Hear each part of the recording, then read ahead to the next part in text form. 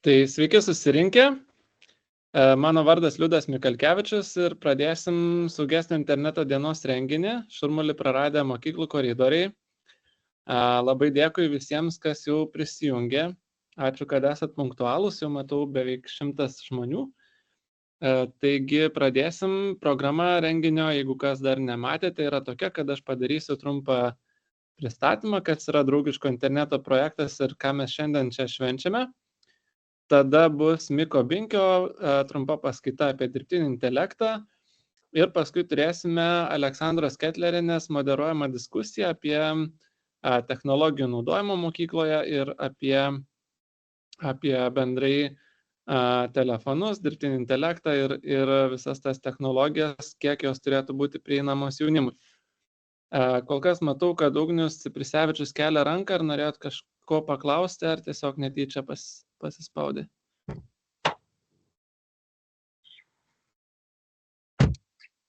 Tikriausiai netyčia. Taigi, dar kartą sveikinu prisijungus ir iš karto keletas tokių tiesiog tvarkingumo priminimų, kad kol nekalbate ar kažko neklausėte, mikrofonus prašau laikyti išjungtus, kadangi trukdosi pristatymo kokybė ir tiesiog atsiranda papildomų pašalinių garsų, tai kol nėra klausimų atsakymų dalies, tol paprašysiu mikrofonus laikyti išjungtus. Taip pat, kaip jau kažkas ir pasibandė, yra pakeltos rankos funkcija. Jeigu norit užduoti klausimus, siūlau pirmiausia kelti ranką. Mes prie tų klausimų anksčiau ar vėliau prieisim, nes tikrai bus renginy ta dalis, kai prašysim visų pasisakyti. Nes vienas iš šio renginio tikslų ir yra, kad turėtume galimybę pasikalbėti, kad būtų kažkokia tai vieta, kur galima būtų išsakyti savo mintis, tiek už, tiek prieš ir visokius tarpinius variantus, kurie galbūt padės priimti geresnius sprendimus tiek iš politikos formavimo pusės, tiek iš mūsų pačių saugumo internete ar mokymosi kokybės mokyklose. Taigi, saugesnio interneto diena, vasario 11, tiesiog priminsiu, kad kiekvienais metais ši data šiek tiek keičiasi. Tai yra antro mėnesio antradienis. Šiais metais tai yra vasario 11, kitais metais tai bus vėlgi kažkokia diena vasarį antradienį. Taigi, labai smagu, kad susirinkote. Šią dieną minime visoje Europoje. Draugiškas internetas tai yra vienas iš ES bendrai finansuojamų projektų. Tokie pat centrai egzistuoja ne tik Lietuvoje, bet ir daugelį ES ir bendradarbiaujančių šalių. Ir visi tie centrai kartu stengiasi pasiekti tam tikrus tikslus. Tai yra veikiame 3 pagrindinėmis kryptimis. Viena yra visuomenės informavimas, tai ką darome šiandien, stengiamės minėti tam tikras svarbias dienas, tai galbūt saugesnio interneto diena, kibernetinio saugumo mėnuo, kuris vyksta spalio mėnesį ir panašios dienos. Taip pat stengiamės vykdyti įvairias veiklas tiek lankydamėsi galbūt kai kuriuose mokyklose. Tikriausiai mokytojai jau esate susipažinę, kad skelbėme mokyklų konkursą, kurį ką tik uždarėme ir sekančio mėnesio eigoje stengsimės aplankyti 7 ar daugiau mokyklų Lietuvoje, kur galėsime šiek tiek daugiau pabendrauti su pačiais mokiniais. Taip pat iš tos visuomenės informavimo krypties mes turime subūrę jaunųjų ambasadorių komandą ir nuolat ieškome naujų narių. Tai yra mokinių savanorių komanda nuo 12 iki 18 metų. Visus kviečiame dalyvauti ir su šitais savanoriais mokiniais mes šiek tiek mokomės apie saugumą internete, kas tai yra, kokios temos yra svarbios ir stengiamės taip pat skleisti šitą informaciją. Tai galbūt patys mokiniai stengiasi mokyti kitus mokinius, kad būtų ta informacija šiek tiek labiau prieinama ir paprasčiau išdėstoma, nes visgi šito projekto pagrindinis tikslas yra sukurti saugesnę aplinką internete jaunimui. Be šitos visuomenės informavimo krypties mes turime dar tokias kaip ir 2 paslaugas. Tai dabar pasidalinsiu draugiško interneto puslapio tiesiog nuorodą ir pamatysite, kaip atrodo draugiško interneto puslapis, jeigu jums dar neteko jame lankytis. Manau, kad daugumai teko, bet tiesiog dėl tų žmonių, kam neteko, dalinuosi. Tai čia tiesiog atsidarę puslapį, iš karto matote, yra du dideli kvadratai, karštoji linija ir palaikymo linija. Karštoji linija yra ta vieta, kur galite pranešti apie žalingą turinį. Tai gali būti tiek kažkokia tai nelegali medžiaga kaip pornografija ar kažkokie apgaudinėjimai, tiek kažkokios tai nuotraukos, kurios buvo galbūt pasidalintos be jūsų sutikimo. Apie visą šitą turinį, kuris yra neteisėtai patalpintas internete, galima pranešti užpildant tam tikrą formą ir ryšių reguliavimo tarnyba, kurie yra mūsų projekto partneriai, stengiasi tą turinį pašalinti. Tai priklauso nuo to, kokiuose serveriuose yra turinys talpinamas. Vienaip ar kitaip tas turinys anksčiau ar vėliau būna pašalintas ir sunaikintas. Kitas didelis kvadratas, kurį galite matyti, tai yra palaikymo linija. Šią veiklą įgyvendina vaikų linija, tai jeigu kam dar neteko girdėti, ją galima pasiekti įvairiausiais būdais, tiek chat funkcija, tiek elektroniniais laiškais, tiek ir trumpuoju telefono numeriu 116111. Labai rekomenduoju paskatinti savo mokinius ar vaikus įsivesti šitą numerį. Tai yra anoniminė pagalba suteikiama bet kokiam jaunam asmeniui. Galima pasiskambinti tiesiog paprasčiausiais klausimais, galbūt kaip susikurti saugesnį slaptažodį ar su kuo dalintis savo asmeninę informaciją, bet taip pat, kai prireikia ir kažkokios emocinės pagalbos, galbūt jeigu vyksta kažkokios kibernetinės patyčios ar kažkokia nesmagi situacija mokykloje, visada galima anonimiškai pasiskambinti ir pasiklausti, kaip geriau spręsti tas susidariusias problemas. Dar vieną dalyką, kurį noriu pasidalinti prieš perduodamas žodį Mikui Binkiui, tai kaip ir minėjau, šitas projektas Draugiškas internetas yra ne tik Lietuvoje vykdomas projektas, bet ir visoje Europoje, ES šalyse ir bendradarbiaujančiose šalyse. Dabar turėtumėt galėti matyti Better Internet for Kids puslapį, kuris yra Europos puslapio domeno dalis.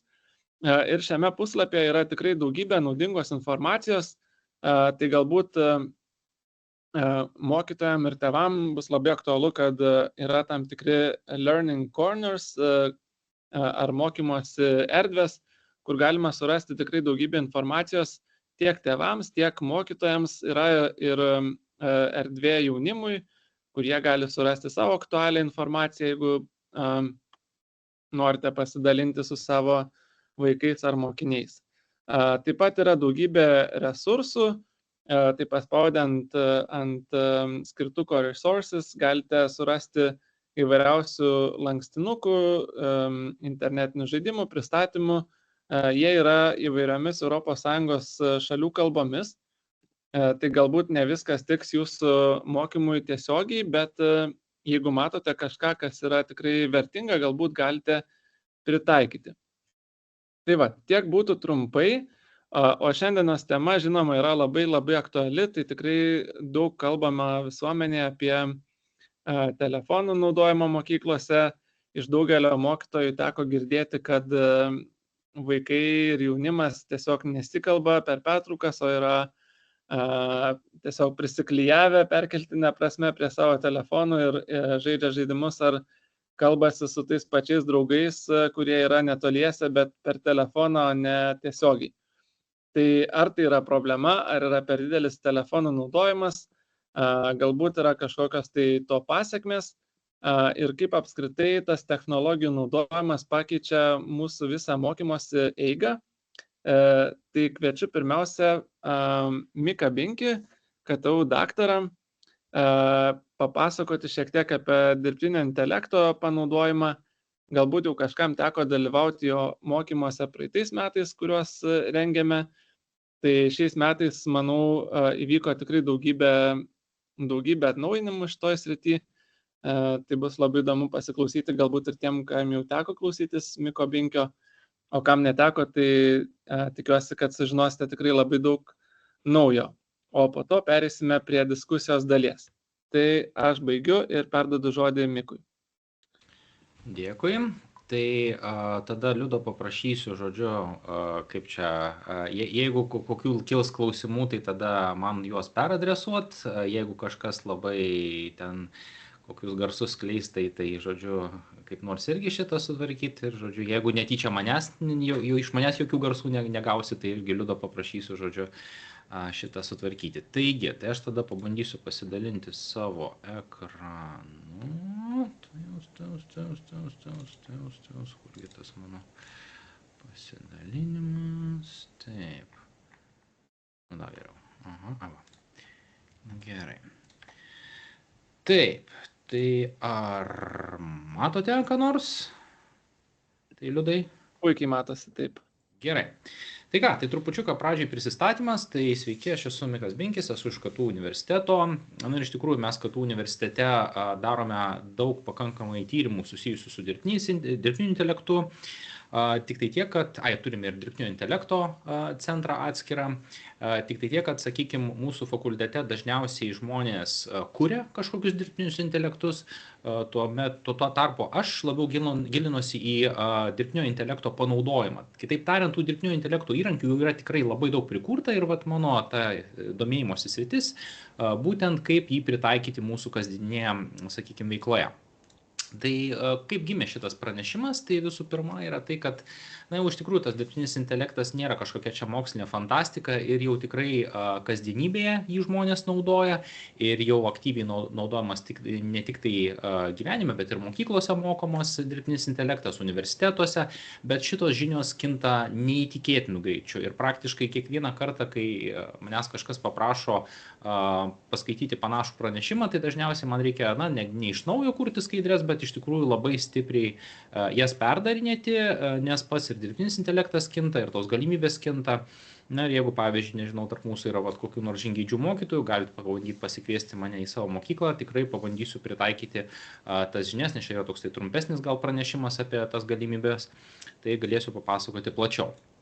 Ir šiaip dažniausiai akcentuojami yra pavieniai faktai, bet labai trūksta tokio bendro vaizdo ir kažkokių taikymo pavyzdžių. Tai kur man tą dirbtinį intelektą pritaikyti? Ar čia yra kažkas labai didelio, mažo, ar čia reikia daug mokytis? Ir atsiranda labai daug įvairių mitų.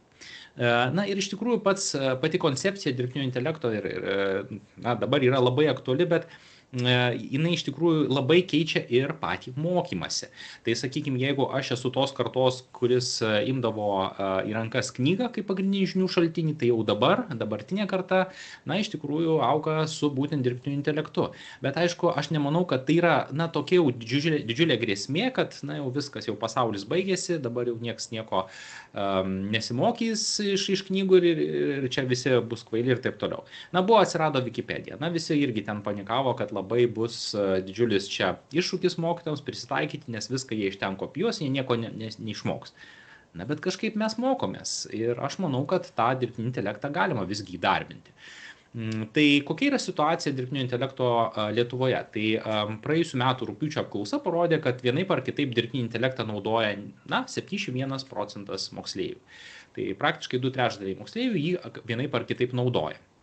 Apie dirbtinį intelektą visiškai negirdė tik 3% moksleivių ir aš manau, kad tas procentas su kiekviena diena mažėja ir aš manau, kad jau tai yra visiškai tokia angliškai ta vadinasi mainstream arba tiesiog jau einama ta tokia technologija.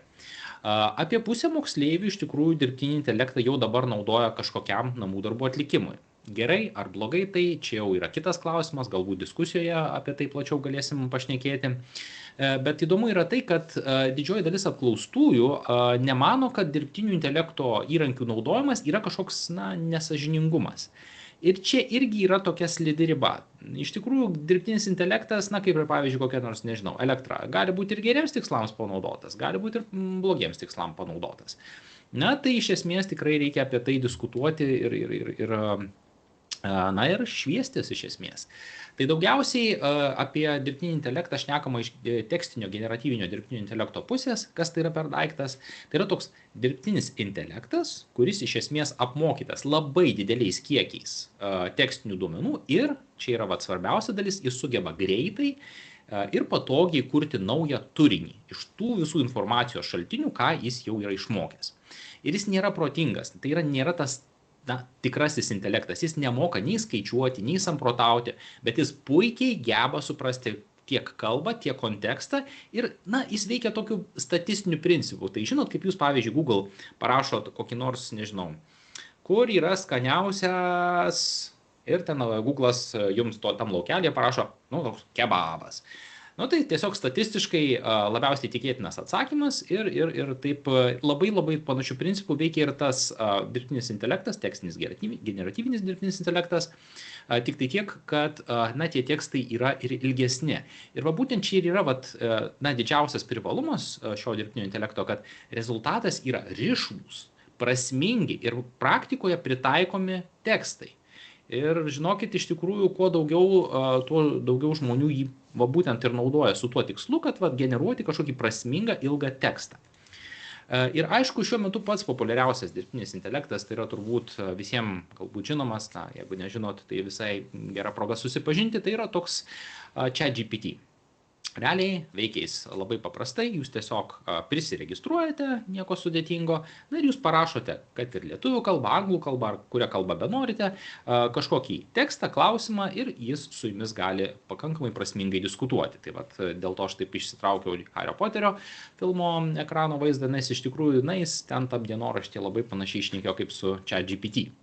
Tai koks yra skirtumas tarp to dirbtinio intelekto ir paieškos?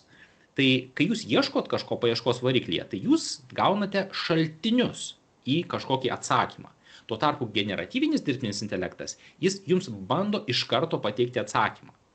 Ir čia yra įdomi dalis, kad naujoji karta mokinių, jiems yra labai svarbu gauti rezultatą čia ir dabar. Jiems nelabai svarbu, kad ten tie atsakymai gal nėra labai tikslus, bet jie turi greitai ir aiškiai pateiktą atsakymą. Tai dėl to tas generatyvinis dirbtinis intelektas toks populiarus tarp jaunimo.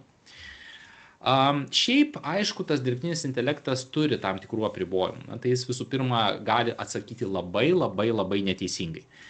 Ir visus atsakymus reikia iš tikrųjų iki šiol tikrinti. Tai čia vadinamos dirbtinio intelekto haliucinacijos. Toks labai gražus terminas, bet realiai ten iš tikrųjų tų haliucinacijų nėra. Tiesiog tai yra jo sąmonėje kabutėse sukurta taip, kad jis net ir nežinodamas atsakymų, jis bandys kažkokį atsakymą pateikti. Labai retai pasako, kad nežinau. Tada jūs dar pasakyčiau, kad gali būti toks situacija, kad jis gali atsisakyti pateikti šaltinius. Pavyzdžiui, tarkim, jis tiesiog pasako atsakymą, bet sako, aš nepasakysiu, kodėl taip yra. Tiesiog taip yra. Gali daryti gramatinės klaidas. Tai čia irgi dar šioks toks būdas, kaip aptikti, ar mokinys naudojo dirbtinį intelektą savo namų darbuose. Jis visiškai nemoka skaičiuoti. Pavyzdžiui, tarkim, aš jo paklausiau, sakau, kiek raidžių turi žodis nebeprisikopuste-liaudamas. Sako, 27 raidės. Bet tai nėra teisingas atsakymas. 31, jeigu neklystu. Aš pats ten skaičiau. Tai iš esmės mokamos versijos, yra ir dirbtinio intelekto mokamos tos versijos, galite sumokėti už juos, bet net ir pačios geriausios šiuo metu dirbtinio intelekto versijos nėra atsparios šiom klaidom. Tai jos irgi haliucinuoja šiek tiek, jos irgi suklysta skaičiuojant, kartais su šaltiniais suklysta. Tai žodžiu, tai nėra visiškai patikimas dar tos, sakykime, įrankis. Aš praktiškai pabandžiau keletą tokių pavyzdžių, kaip galima tą dirbtinį intelektą pritaikyti, pavyzdžiui, mokymėse. Tai tarkim, sakykime, irgi radau tokį uždavinių sąsiuvinį, turbūt taip, biologijos. Ir reikia įrašyti, apibrėžkite, kas yra ląstelė. Tai aš paprasčiausiai tam dirbtiniam intelektui tiesiog lietuvių kalba paprastai paklausiu, apibrėžk, kas yra ląstelė. Yra kažkoks apibrėžimas. Bet jeigu, pavyzdžiui, man netelpa tas atsakymas, aš sakau, vienu sakiniu apibrėžk, kas yra ląstelė. Prašau, jis tada sutrumpino ir visiškai neblogai tą esmę paliko. Tik tai tiek, kad jis, pavyzdžiui, jeigu pastebėsit, jis padarė ir klaidų. Bet, sakykime, taip, kur čia buvo ta klaidelė. Pavyzdžiui, ląstelė tai gyvybės pagrindinė struktūrinė ir funkcija vienetas. Jis tų giminių, tų linksnių dar taip su lietuvių kalba nelabai moka. Arba, pavyzdžiui, tarkim, apibrėžimas pagal žinių lygį. Na tai pavyzdžiui, tarkim, jūs galbūt mokytas ar mokyta ir sakot, aš mokau antrokus kažkokios, pavyzdžiui, fizikos galbūt pagrindų. Ir sakau, kas yra atomas, kad suprastų antrokas. Na ir sako, tai atomas yra mažas dalykiukas toks, iš kurios sudaryti tokie visi mūsų supantis daiktai, tai toks statybinis blokelis, taip toliau, taip toliau. O tada sako, apibrėž, kas yra atomas, bet kad suprastų 11-okas. Sako, atomas yra cheminio elemento dalelė, iš branduolio, protonų, neutronų ir taip toliau, taip toliau. Ir čia irgi toks yra įdomus dalykas, kad jūs galite visuomet paklausti dirbtinio intelekto, kad jums paaiškintų kažką ir jeigu jūs nesuprantat, jūs visuomet galite paklausti, paaiškink, tarsi man būtų 5 metai. Žinokit, net ir suaugę žmonės šitą tikrai labai dažnai naudoja ir tikrai, netgi ir aš galiu patvirtinti drąsiai, tai yra puikus įrankis, nes paklausit kokio kolegos ar ten, nežinau, kokio draugo ten ir sakys, kaip tu nežinai, taigi Jėzus Marija, Aldona, taigi 10 metų mokai to paties, kaip tu negali žinot, kas ten yra tas ir anas. Tai žinokit, o šitas nesmerks ir jūs galite su juo drąsiai pasikonsultuoti. Arba, pavyzdžiui, tarkim, nežinau, sakykim, matematiniai uždaviniai. Sakau, pateik 4 uždavinius su kvadratiniam lygtimis. Prašau, tau 4 uždaviniai. Tai čia galima naudoti ir pamokose, galbūt mokinys, pavyzdžiui, namuose pritrūko uždavinių, kuriuos reikia išspręsti. Prašau, iš karto nereikia nei knygų pirkti, jis tau tiesiog sugeneruos tuos uždavinius akimirksniu. Fizikiniai uždaviniai, jam lygiai tas pats dalykas, jokia bėda, sakau, pateik 4 uždavinius apie pagreitį, prašau, 4 uždaviniai apie pagreitį. Ir kas įdomiausia, kad jis gali ir jums padėti juos išspręsti. Tai aš sakau, dabar tiesiog mano tęsinys šito sąlygos, sakau, o dabar išspręsk antrą uždavinį. Aš net neaiškinau, koks tas uždavinys, jau pats prisimena. Ir prašau, jis visą pateikė formulės, skaičiavimą. Aišku, čia yra primityvus toksai pavyzdys ir tuos primityvius jis puikiai skaičiuoja, bet kaip ir sakiau, dirbtinis intelektas nemoka skaičiuoti. Jis tik tai apsimeta mokantis, bet realiai jis greičiausiai kažkur kažką panašiai lyg tai ten skaitė kabutėse ir bando atsakymą pateikti štai taip. Bet pats metodas, kaip jis, sakykime, samprotauja, kaip pateikia formulės, koks yra sprendimo kelias, tai jis visą šitą daro pakankamai neblogai. Pavyzdžiui, turim ir tokį uždavinį. Vėlgi radau pratybų tokį sąsiuvinį. Ir ten buvo parašyta, toks uždavinys, metanas dega ore arba gryname deguonyje, yra tokia lygtis. Ir reikia pasirinkti, koks yra atsakymas teisingas. Tai aš jam taip ir parašiau tam dirbtiniam intelektui, sakau, kiek litrų deguonies reikės sudeginti 1 litrui metano. Tai jam tikrai nereikia pateikti tos formulės, jis ko puikiausiai žino tą formulę ir jis sako, kad yra taip ir anaip ir atsakymas yra štai toks. Nežinau, šiaip aš ne chemikas, bet pasitiksinau dar su keliais dirbtiniais intelektais, visi jie tą patį atsakymą sakė, tai įsivaizduokim, kad tai yra teisybė. Bet iš tikrųjų mokiniai, kaip ir sakiau, jie ieško pačio greičiausio varianto. Ir dabar tas pats ChatGPT turi tokį labai smagų dalyką, kad tu gali tiesiog įdėti nuotrauką ir tiesiog nufotografuoti vaizdą. Ir aš vieną žodį pasakiau – išspręsk. Tik tiek. Nufotografau – išspręsk. Atsakymas yra C – 2 litrai deguonies. Nieko, nei skaičiuoti, nei galvoti, tiesiog aš turiu atsakymą.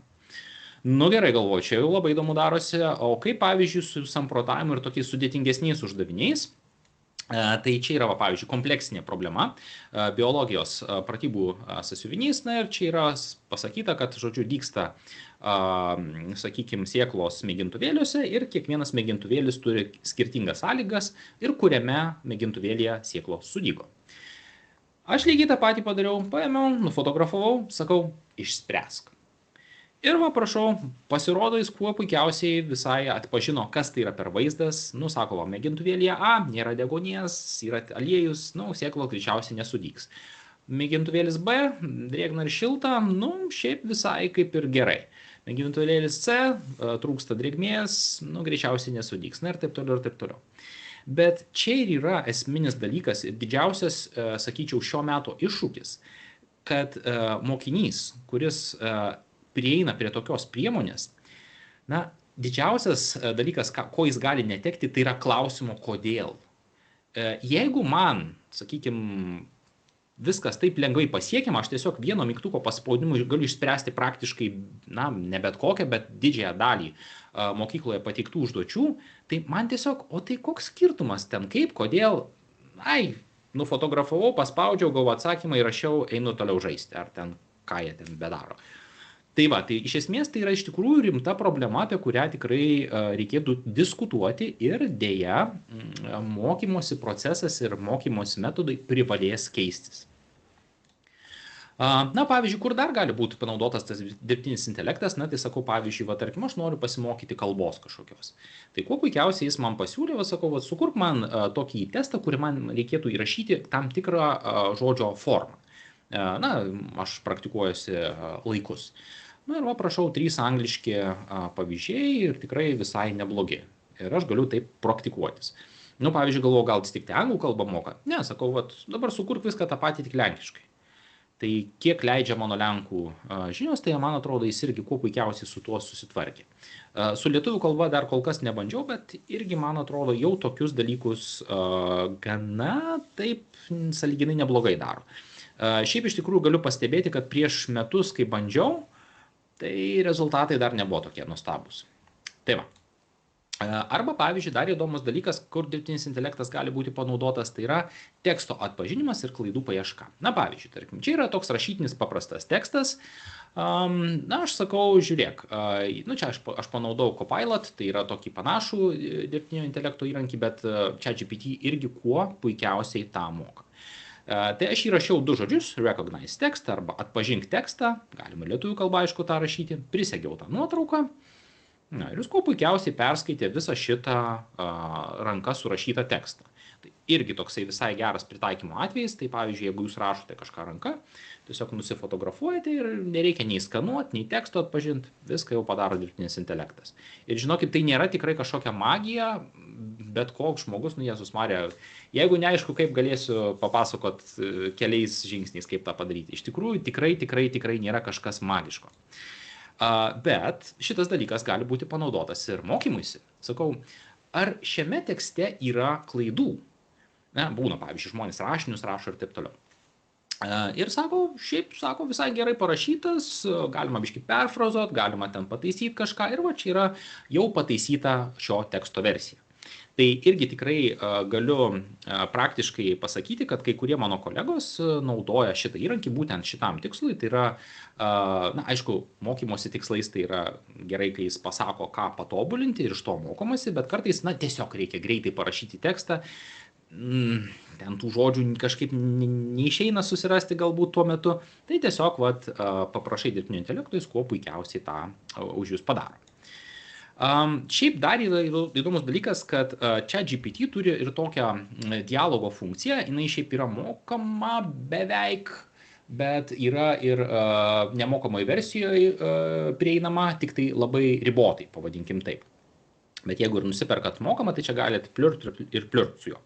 Mintis yra tokia, kad jūs paspaudžiat vieną mygtuką ir jis tada įjungia tokį dialogo režimą ir jūs galite panaudoti, na, pavyzdžiui, tarkim, kalbos mokymuisi. Tai va, tai čia yra taip atrodo dirbtinis, nu, nežinau, tai aišku nesimatys, bet greičiausiai, žodžiu, taip dirbtinio intelekto tas langas. Aš paspaudžiu, sakykime, mygtuką, taip įsijungia pokalbio režimas. Labas, kaip sekasi? Ačiū, puikiai. Kaip tau sekasi? Gerai sekasi. Žiūrėk, dabar aš norėčiau, kad tu pabūtum mano anglų kalbos mokytoja. Paklausk manęs vieno klausimo anglų kalba ir po to įvertink, kaip aš atsakiau. Sure. Here's a question. What do you enjoy doing in your free time? I like sports, I like photography, I was in Egypt last month and everything is good. Great job. Your answer was clear. To improve, you can add more details. For example, mention specific sports or describe your experience in Egypt. Keep it up. Tai va, tai iš esmės jūs galite drąsiai šnekėtis su tokiu asistentu ir aš taip sakyčiau, na, anglų kalbos arba kitų kalbos mokymuisi, tai gali būti geras korepetitorius. Na, arba pavyzdžiui, va, irgi dar galvoju, kur čia galima tą dirbtinį intelektą pritaikyti, tai va tiesiog, va, pavyzdžiui, jeigu jūs turite, sakykime, jaunosios kartos atstovą namuose, arba tiesiog norite su mokiniais galbūt pasišnekėti šiek tiek įdomiau, tai aš sakau, va, pateik populiariausius žodžius, kuriuos naudoja Z karta, nes, na, jie turi irgi savo žodyną. Tai galite pasibandyti, va, tiesiog, ar tai namuose, ar per pamoką sakyti, va, tokį, nu, aš čia tiesiog išrinkau keletas, ar sakot, labas, vibe check, ko toks lauky šiandien, labai ausus atrodai, jei ką aš čia nefleksinu, nuo dabar visada šnekėsim. Taip, no cap. Tai va, tai žodžiu, galite pasibandyti, tikrai žinokit, irgi įdomiai tas veikia ir šiaip iš tikrųjų kontekstai supranta kuo puikiausiai ir tai yra vienas iš tų taikymo pavyzdžių. Arba pavyzdžiui, galų galia paprastos gyvenimiškos situacijos, tikrai tų tokių situacijų būna, na pavyzdžiui, tarkim, sakau, turiu šaldytuve tūną, agurkų, pomidorų, salotų, kiaušinių. Pasiūlyk man kokį receptą iš panašių ingredientų. Va, prašau, va, sako toks receptas. Nu gerai, visai neblogai atrodo. Arba sakau, vat irgi čia prie praeitą savaitę buvo, vat, čia labai iš serijos gal, nu mam, klausyk, kaip ten tas yra anas. O būna ten, pavyzdžiui, tėvų norit paklausti, ar vaikai savo tėvų nori paklausti. Nu, pavyzdžiui, vat, toks praktinis klausimas. Kokia geriausia temperatūra, kad būtų galima palaikyti maistą karštą orkaitėje? Sako, va yra tokia temperatūra. Visai praktinis irgi patarimas. Na arba, pavyzdžiui, rytoj važiuoju į Rygą iš Vilniaus, parekomenduok man vietą maršruto viduryje pietums ir pridėk kokį dar lankytiną objektą pakeliui. Irgi visai taip neblogai jis ten pasamprotavo. Sako, nu va, gali pakeliui iš Vilniaus į Rygą, sustoti Panevėžy, yra ten kažkokia, žodžiu, kafeinas, yra narvesenas, nu ir ten visai galima papietauti, o pakeliui į Krekenavos regioninį parką. Užsuk. Ir iš tikrųjų tie atrodo tokie gal paprasti tie pavyzdžiai, bet žinokit, tikrai žmonės jau pradėjo šitą įrankį naudoti ir tokiems dalykams. Arba galų gale, paprasčiausiai, vakar sapnavau, kad laimiu loterijoje. Ką tai galėtų reikšti? Kuo puikiausias sapnininkas. Negaliu pasakyti, kiek tai tiesa, bet tikrai visai įdomiai galima su juo pasišnekėti. Na ir dar toks paskutinis dalykas, kam atsimenu, mano kolega pasiūlė panaudoti dirbtinį intelektą, tai sako, žinot, būnat, pavyzdžiui, parašo viršininkas ir, nu nežinau, jis jums ten kažko pasiūlė, ten kažko padaryti, kažko ar panašiai, ir jums reikia atrašyti jam, kad, nu gal jūs nelabai norit tų pasiūlymų daryti. Na ir sakot, pavyzdžiui, vietoje eik tu ten kur nors su savo pasiūlymais, parašyk man gražiai. Ir jis ten labai gražiai tas dirbtinis intelektas perfrazuoja, įvynioja į kuo puikiausią vatą, žinokit, tikrai kuo puikiausią tekstą irgi parašys. Arba dar toks įdomus dalykas, kad pasirodo, dirbtinis intelektas jau moka ir žiūrėti video vaizdus. Tai pavyzdžiui, tarkim, na, aš čia galbūt politologijos pamokai pritaikiau, bet galima ir jūsų ir praktiniam kokiam gyvenime pritaikyti.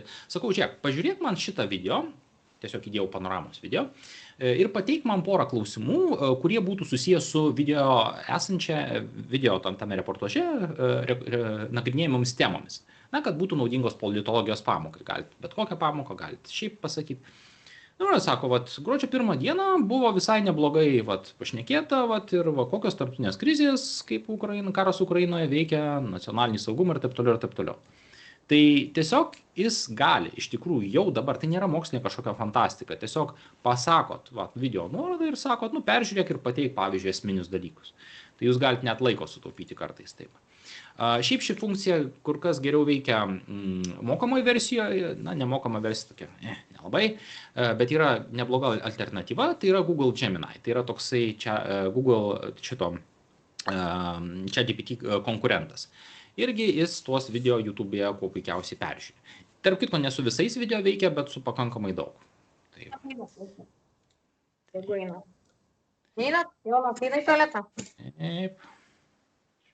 Taip. Na, arba pavyzdžiui, dar praktinis pavyzdys, kur dirbtinis intelektas yra taikomas, na, šiek tiek jau čia pereinant nuo ChatGPT prie kitų taikymų. Tai pavyzdžiui, toksai Math Notes, tai yra toks, žodžiu, jeigu kas turit Apple iPadą, tai ten yra toks kaip papildinys iPadui, tai iš esmės, ką jis daro, tai čia aišku būtų geriau parodyti vietoj to, kad papasakoti, tai maždaug atrodo štai taip. Tai iš esmės jūs parašot kažkokį tekstą toje programėlėje ir jis jį suskaičiuoja. Ir kas man labiausiai patinka, kad ne tik tai veikia su įvairiais skaičiavimais ir atkreipkite dėmesį, kad veikia įvairios formos ir jis atpažįsta įvairias skaičiavimo formas, metodus, kuo puikiausiai atpažįsta tekstą, logaritmus, štai gali suskaičiuoti, čia dar funkcijas gali irgi. Tada galima net ir grafiką nusibraižyti akimirksniu, tą grafiką patobulinti, sakykime, ar įdėti antrą funkciją, na ir taip toliau ir taip toliau. Tai iš esmės, tai vėlgi tai nėra kažkokia mokslinė fantastika, tai jau yra veikiantis dalykas. Tai va, grįžtant toliau, tai prie mūsų pranešimo. Taip, taigi. Tai va, tai iš esmės dar vienas toksai geras to generatyvinio dirbtinio intelekto pavyzdys, tai yra toksai nuotraukų dirbtinis intelektas, kuris yra apmokytas ne tekstu, o vaizdiniais pavyzdžiais ir jis geba generuoti įvairias nuotraukas, kurios yra panašios į kažkokią tam tikrą nuotrauką ar stilistiką. Tai pavyzdžiui, tarkim, man labiausiai patinka gal Microsoft Copilot, sakykime, tas dirbtinis intelektas, nes jis, tokius realistiškiausius, labiausiai panaudotinus vaizdus generuoja. Na ir dar yra toksai įrankis kaip Focus, pats paskutinis, kuris yra nemokamas ir tikrai galima su juo sukurti pakankamai sudėtingus ir tikrai įdomius dalykus, su sąlyga, jeigu turite truputį geresnį kompiuterį. Ir jeigu jūs, netingite prie jo trupučiuką pasėdėti, nes jeigu Microsoft Copilot tiesiog parašo tekstą ir jis padaro tai. Focus, trupučiuką ten reikia kai ką padaryti, kad jis kažką įdomiau padarytų. Ir jis orientuotas labiau pažengusius. Bet reikia turėti omeny, kad nemokami įrankiai visgi kuria tik tai labai mažos raiškos iliustracijas, su kartais būna, dirbtinio intelekto, jau čia tas minusas, kad logikos klaidas daro. Pavyzdžiui, tai Microsoft Copiloto pavyzdys, tai aš sakau, sukurk nuotrauką, kur būtų drakonas virš Gedimino pilies bokšto. Ir jis kažką panašaus kūrė, man nereikia aiškinti nei kas tas Gedimino bokštas, nei kas tas drakonas, bet toks visai naudotinas pavyzdys. O Focus tai yra toksai nemokamas nuotraukų generavimo įrankis, žodžiu, jis labiau orientuotas į pažengusį vartotoją, nors atrodo labai paprastai, čia iš esmės visą tai, ką aš rodau ekrane, tai yra būtent tai, nieko daugiau ten praktiškai, yra ten keletas nustatymų, bet ten trupučiuką jo paruošimas užtrunka. Tai toksai praktinis pavyzdys, tai pavyzdžiui, aš tiesiog įdėjau savo nuotrauką ir sakau, žiūrėk, kad tu galėtum man ant peties va šitoj vietoj, dar pažymėjau tą vietą, sukurti drakoną. Ir jis visai neblogai su to susitvarkė, tai atkreipti dėmesį, kad ryškumo zona tikrai puikiai parinkta, aš esu ryškus, už manęs vaizdas neryškus ir drakonas, irgi iš tikrųjų, taip kažkaip labai čia puikiai įsipaišo. Arba, pavyzdžiui, tiesiog apvedžiau visą savo kūną ir sakau, sukurk man šarvus. Prašau, sukūrė kuo puikiausius šarvus, pagaminti tokius turbūt labai daug ilgai užtruktų ir kainuotų, bet dirbtinis intelektas padaro visą tai akimirksniu. Aišku, čia ir yra tas toksai minusiukas. Dirbtinis intelektas gali būti panaudotas ir blogiems tikslams. Tai aišku, apie tai daug šnekama šiuo metu. Tai yra, kad dirbtinis intelektas gali būti naudojamas ir patyčioms. Tai pavyzdžiui, vienas iš tų dažnai pasitaikančių atvejų, kai tiesiog,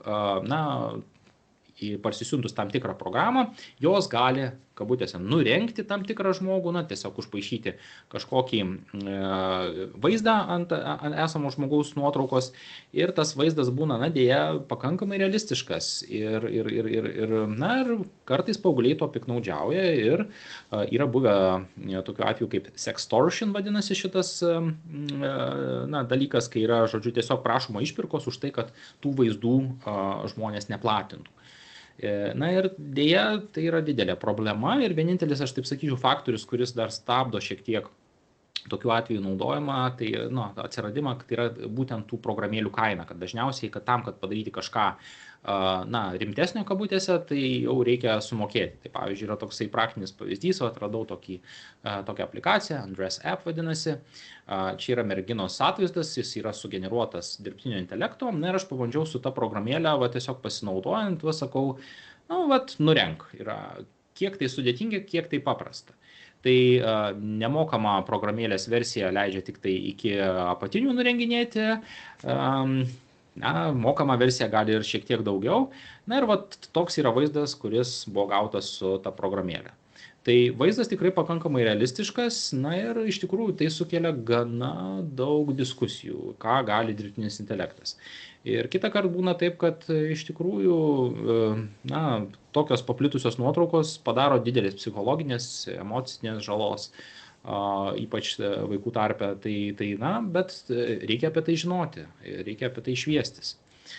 Kitas toksai irgi dar plintantis vaizdų patyčių būdas, tai yra, na, pavyzdžiui, kai jūs nurodote 2 nuotraukas kažkokias, na, ir liepiate, kad jos pasibučiuotų. Na ir irgi yra įrankių, kurie tą daro, yra ir nemokamų įrankių, tai pavyzdžiui, tas Polo, kurį aš irgi išbandžiau. Principas tas, kad vėlgi įdedat nuotrauką arba 2 nuotraukos ir pasakot, kas joje turi vykti, tai šiuo atveju, kad pasibučiuotų. Tai aš, kadangi neturėjau tokių pavyzdžių dirbtinio intelekto sukurtų, kurie čia, sakykime, gali bučiuotis, tai radau tokius personažus, galbūt jūs žinote, netyčia, pabėgo mano video, atsiprašau, taip. Va, tokie, žodžiu. Tai, čia yra to dirbtinio intelekto sukurtas vaizdas. Kiek jis realistiškas, čia galima diskutuoti, bet praktiškai bet kokias 2 nuotraukas įdėjus galima išgauti štai tokių vaizdų. Tai irgi toksai keliantis minčių dalykas. Aišku, nebūtinai tie dalykai yra ir blogi, kartais būna galima ir sugeneruoti visai įdomių vaizdų ir naudingų vaizdų, ne tik taip naudoti dirbtinį intelektą patyčioms. Tai galbūt aš norėčiau parodyti vieną tokį įrankį, kuris tikrai man padarė didžiulį įspūdį, tai Runway AML. Tai yra toksai nemokamas įrankis, dalinai nemokamas, kurio pagalba galima sukurti trumpus videoklipus iš vienos nuotraukos ir galima, sakykime, ką padaryti su šito įrankiu, tiesiog nurodyti, ką žmonės toje nuotraukoje daro. Tai vienas iš tokių taikymo atvejų gali būti senų archyvinių nuotraukų atgaivinimas. Pavyzdžiui, jūs turite kažkokį artimąjį, ar ten, pavyzdžiui, nežinau, 19 amžiaus pabaigoje gal koks jūsų ten protėvis buvo įamžintas toj nuotraukai. Tai jūs galite paprašyti šito įrankio jį šiek tiek, animuoti, kad jis pajudėtų, nusišypsotų ar kažką padarytų. Kiek tai etiška ir kiek čia jau, kai kuriems žmonėms tai gal nebūtinai priimtina, bet tiesiog tai visai įdomus įrankis ir irgi gali būti ir panaudotas ir netgi pamokose, tiesiog pasakojant apie savo giminės medį, pristatant savo protėvius. Tai pavyzdžiui, tiesiog pabandžiau paeksperimentuoti šito įrankiu. Tai tiesiog turime kažkokį tokią visiems žinomą nuotrauką ir mes ją paspausime. Ir tiesiog aš paprašiau šito įrankio, kad šitoje nuotraukoje esantys žmonės, pamojuotų rankomis. Tai gautas vaizdas štai toks. Kiek tai realistiška, tai gal kitas klausimas, bet pabandžiau iš tikrųjų, gal šitų pavyzdžių nerodysiu, bet pabandžiau su savo artimųjų nuotraukomis, gyvų artimųjų nuotraukomis, kurie yra tiesiog tenai nuotraukose labai maži. Tai tikrai padarė įspūdį tiek man, tiek ir jiems, kiek iš tikrųjų realistiški tie buvo vaizdai ir kiek tos nuotraukos atgyjo. Ir iš tikrųjų tą dirbtinį intelektą galima sutikti ne tik tai kažkokiose programuose, bet ir tiesiog jūsų telefonuose. Tai pavyzdžiui, tarkim, jeigu jūs turite Samsung S24 telefoną arba kokį naujesnį iš Google Pixel serijos telefoną, tai jis moka gyvai versti tekstus. Ir jūs net ir, pavyzdžiui, tarkim, skambinami kažkam į užsienį, galite įsijungti tokį kalbos vertimą ir visą tai, ką jūs pasakysite savo kalba, tai tam tarpe ir lietuvių kalba, kitoje ryšio pusėje bus išversta į jūsų pasirinktą kalbą. Vienintelis gal toks minusas, kad trupučiuką tas vertimas būna toks, gal robotinis šiek tiek turi užlaikymą tokį, tai reiškia, jeigu pasakot, turi praeiti kažkiek laiko, kad būtų išversta. Ir sekantis žingsnis, aš manau, ir tai nėra visiškai tolima ateitis, kad visą tai, ką jūs sakysite, kita pusė girdės jūsų balsu, tik tai kita kalba. Įrašams jau tokia technologija yra, tačiau jūsų balso vertimų dar kol kas, gyvam balso vertimui kol kas dar to nėra. Dar šiaip pasakyčiau, kad kalbos sintezavimui dažnai naudojamas dirbtinis intelektas, tai yra, kad, sakykime, jeigu jums reikia įgarsinti kažkokį tekstą, tai vienas iš balso sintezatorio taikymų, tai pavyzdžiui, padėti mokiniams arba tiem patiems ir suaugusiems jų tėveliams išmokti naujos kalbos tarimo. Pavyzdžiui, tarkim, yra toks įrankis Element Labs, galime nueiti. Ir įdomu tai, kad jūs galite parašyti bet kokį tekstą ir jis visiškai švariai tą kalbą ir tuo balsu perskaitys jums tą tekstą. Tai aišku, angliškas čia niekam neįdomus, viskas ten aišku, kad angliškai moka šnekėti. Pavyzdžiui, tarkim, kokią nors, nežinau, pasirinkime, tebūnie daniškai. Sugeneruokime kažkokį tekstą. Ir paprašykime jo tą tekstą įgarsinti. I det gamle land Eldoria, hvor himlen var malet med nuancer af mystiske farver og skovene viskede gamle hemmeligheder, levede der en drage ved navn Zephyr. Ir taip toliau, ir taip toliau.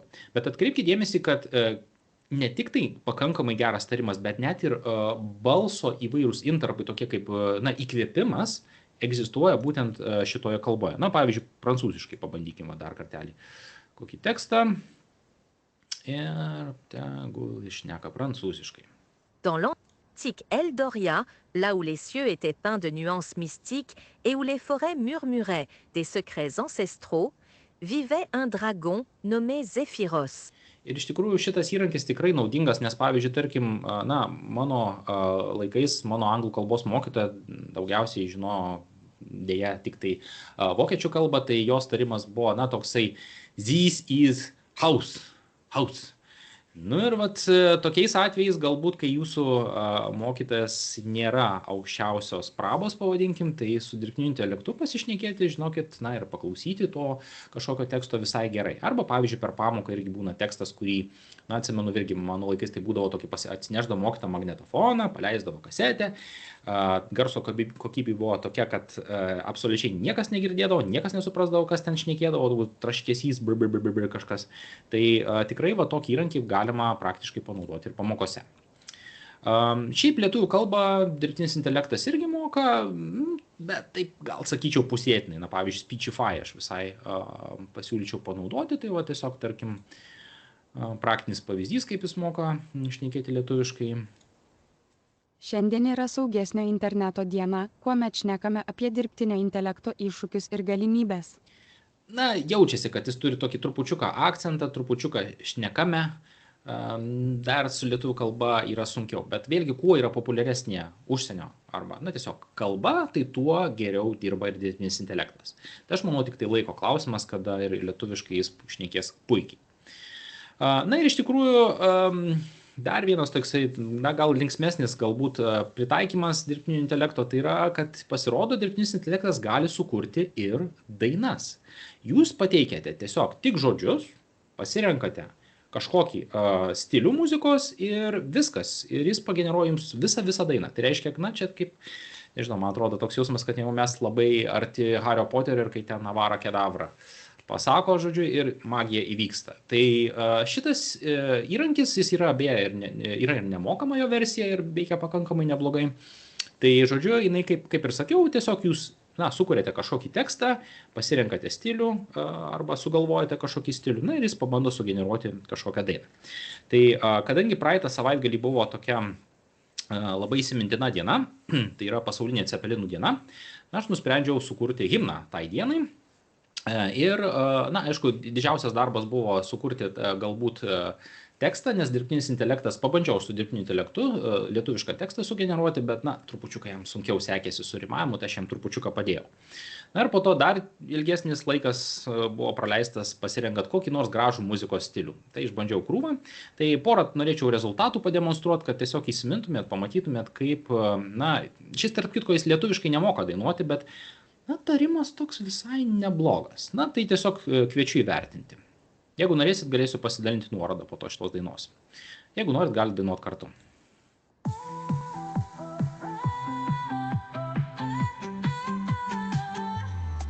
Kai šaltis beldžias į duris ir vėjas švilpia pro laukus, mano galvoje viena mintis, jau metas virt cepelinus.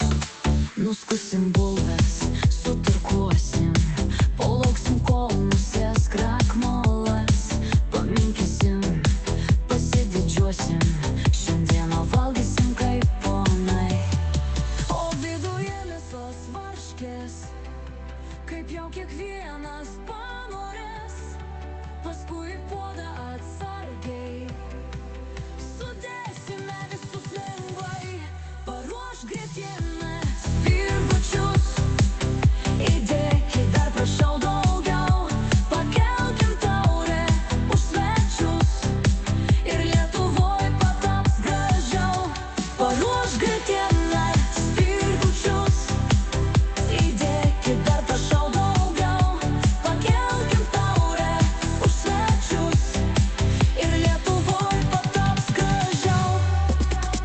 daina tęsiasi, daugiau žodžių nesukūriau, bet principas yra štai toks ir vėlgi, kuo įdomus šitas įrankis, aš tikrai rekomenduoju jį pasibandyti ir šiandien, vadinasi suno.com, tai jūs tiesiog galite po to tą dainą tiesiog pasirinkti, jeigu turite žodžius, pasirinkate kitą stilių muzikinį ir jis jums sugeneruoja visiškai kitokią dainą.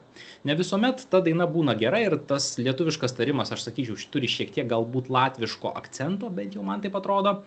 Bet tiesiog vėlgi pasirinkus kitą stilių, aš galiu susigeneruoti kitą dainą. Na tai pavyzdžiui, čia yra lygiai ta pati daina, tie patys žodžiai, tik tai tiek, kad operos stiliumi. Irgi rezultatas toks visai man patiko.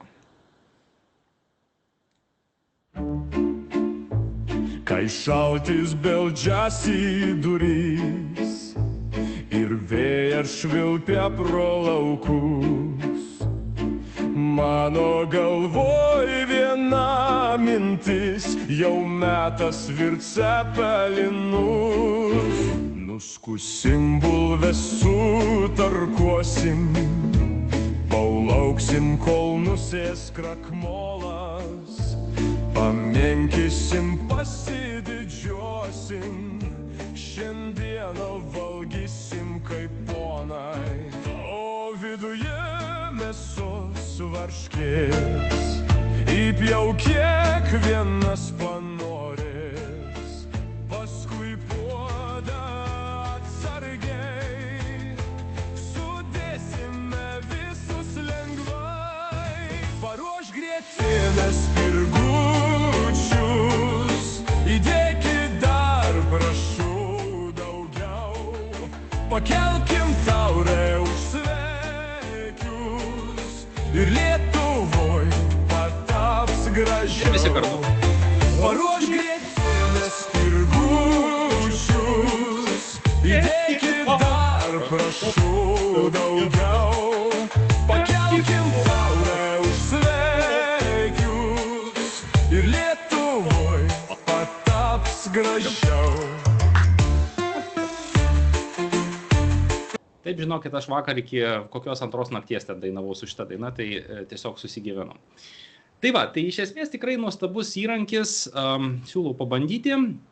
Na ir šiek tiek galbūt dar žvilgsnis į netolimą tokią ateitį, tai kas mūsų laukia netolimo ateityje. Tai visų pirma, aišku, nebūtinai geri dalykai, tai dirbtinis intelektas, aišku, atvers neribotas galimybės ir sukčiavimų, tai pavyzdžiui, apie tą sextortionus aš jau kaip užsiminiau, bet pavyzdžiui, toks pavyzdys, kaip po mama aš patekau į avariją, žinokit, gali būti toks visai nejuokingas, nes realiai, na, turint jūsų balso pavyzdį, galima sugeneruoti bet kokį tekstą ir tikrai jūs neatskirsite, kad tai šneka ne jūsų artimasis, bet kažkoks, na, apsimetėlis.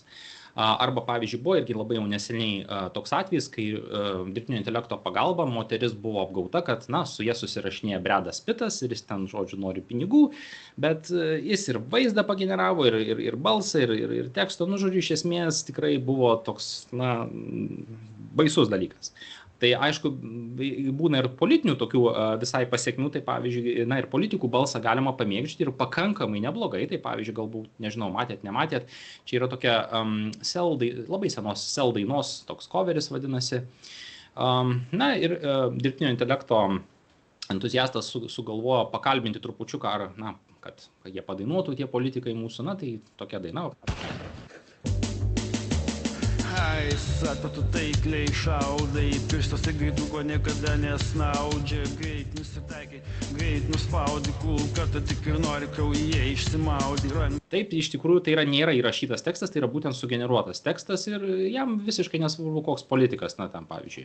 Smegenys ištaško nelydinant lašę. Net dabar ramus paslėpi patrankas, pasitenkinimu pastebi, kad nedreba rankos. Kągi, draugužiai, tinklas geras argumentas, tai va už kiek galėtum nužudyti prezidentą. Tai va, iš tikrųjų, kaip matote, na, rezultatai pakankamai įtikinami ir tų tokių grėsmių tikrai daugės ateityje. Na, bet aišku, bus ir tokių ir pakankamai irgi, na, tokių nei gerų, nei blogų, bet va tokių įdomių atvejų, kaip pavyzdžiui, na, galbūt susitikimuose, kurių mes, na, galbūt kai kada turime pakankamai nemažai, ypač per COVID turėjom daug tokių susitikimų, tai jūs galėsite apmokyti kažkokį dirbtinį intelektą, kuris dalyvaus susitikimuose už jūs. Tai vietoj to, kad jūs ten sėdėtumėte, bus kažkoks, sakykime, jūsų atvaizdas, video atvaizdas, galbūt jis galės kažką pasakyti jūsų balsu nedaug šiek tiek, o visą tai, ką jis išgirs, dirbtinis intelektas sukonspektuos ir po to perduos jums kaip apibendrinimą. Tai jau tai yra realizuojama technologija, ta prasme, tai jau įmanoma dabar. Na ir iš tikrųjų netolimoje ateityje tikrai, aš manau, pasirodys tokių paslaugų, kurios padarys mūsų tam tikrą, nepavadinčiau kloną, bet realiai pateikus dirbtiniam intelektui visus jūsų tekstinius susirašinėjimus, jūsų laiškus, jūsų žinutes, jūsų garso pavyzdžius, balso pavyzdžius, jūsų vaizdo kažkokius įrašus, kad ir mėgėjiškus, arba tiesiog socialinės medijos kažkokius ten profilius, jūs galėsite padaryti, to žmogaus tokią skaitmeninę kopiją ir net po mirties, aš manau, kad bus įprasta, kad ir kokiose kapinėse tiesiog nueiti pasišnekėti su savo protėviais. Aišku, tai skamba pakankamai gal groteskiškai šiuo metu, bet tai yra visiškai netolima ateitis, kuri iš principo įmanoma ir tas žmonijos klausimas apie amžiną gyvenimą, tai gali būti susijęs su dirbtiniu intelektu. Tai tiesiog apibendrinant, jau matau, mano laikas eina į pabaigą, tai aš manau, kad dirbtinis intelektas nėra jis kažkoks labai didelis priešas ir aš manau, kad tai visgi žingsnis link labiau personalizuotos edukacijos ir tokio kasdieninio pagalbininko, kaip pavyzdžiui anksčiau buvo ir tas paieškos variklis Google atsiradęs, tai iš tikrųjų taip žmonės atsargiau žiūrėjo, bet jis tapo tiesiog kasdieniu pagalbininku.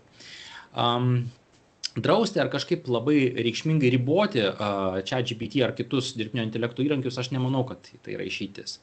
Aš labiau siūlyčiau koncentruotis ties dirbtinio intelekto režisierių kūrimą. Tai reiškia, kad labai svarbu bus tai, ko jūs paprašysite ir kaip jūs paprašysite.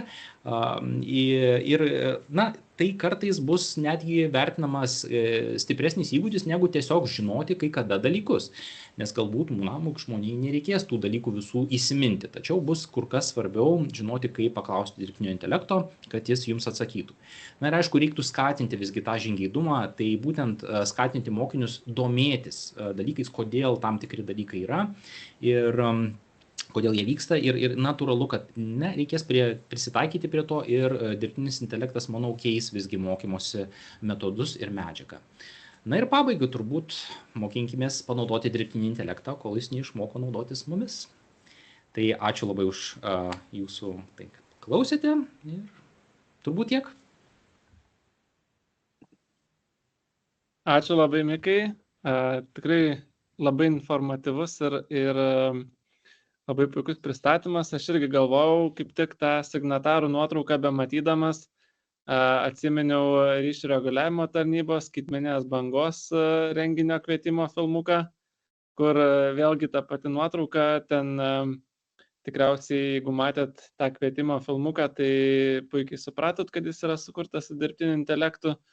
Bet teko susipažinti, kad tikrai labai daug skirtingų įrankių ir daug darbo buvo įdėta, kad jį gražiai sukurti. Tai vis dar nėra tas toks, ta tokia realybė, kad parašai tiesiog vieną užklausą ir jau gauni kažkokį paruoštą darbą, bet iš tikrųjų tikrai labai daugybė pritaikymo būdų. Ir tikiuosi, kad išmokot kažko naujo ar pasisėmėte įkvėpimo, o dabar pereisim į kitą mūsų renginio dalį. Matau, kad šiek tiek vėluojam, bet tikiuosi, kad spėsim šiek tiek pakalbėti ir apie mums rūpimas temas, tai kaip tas skaitmeninių technologijų naudojimas mokyklose keičia mokyklų klimatą, keičia patį mokymosi procesą. Tai iš tikrųjų daug pakalbėjom apie dirbtinį intelektą, bet apskritai tas telefonas yra jame yra ne tik dirbtinis intelektas, bet daugybė ir kitų dalykų.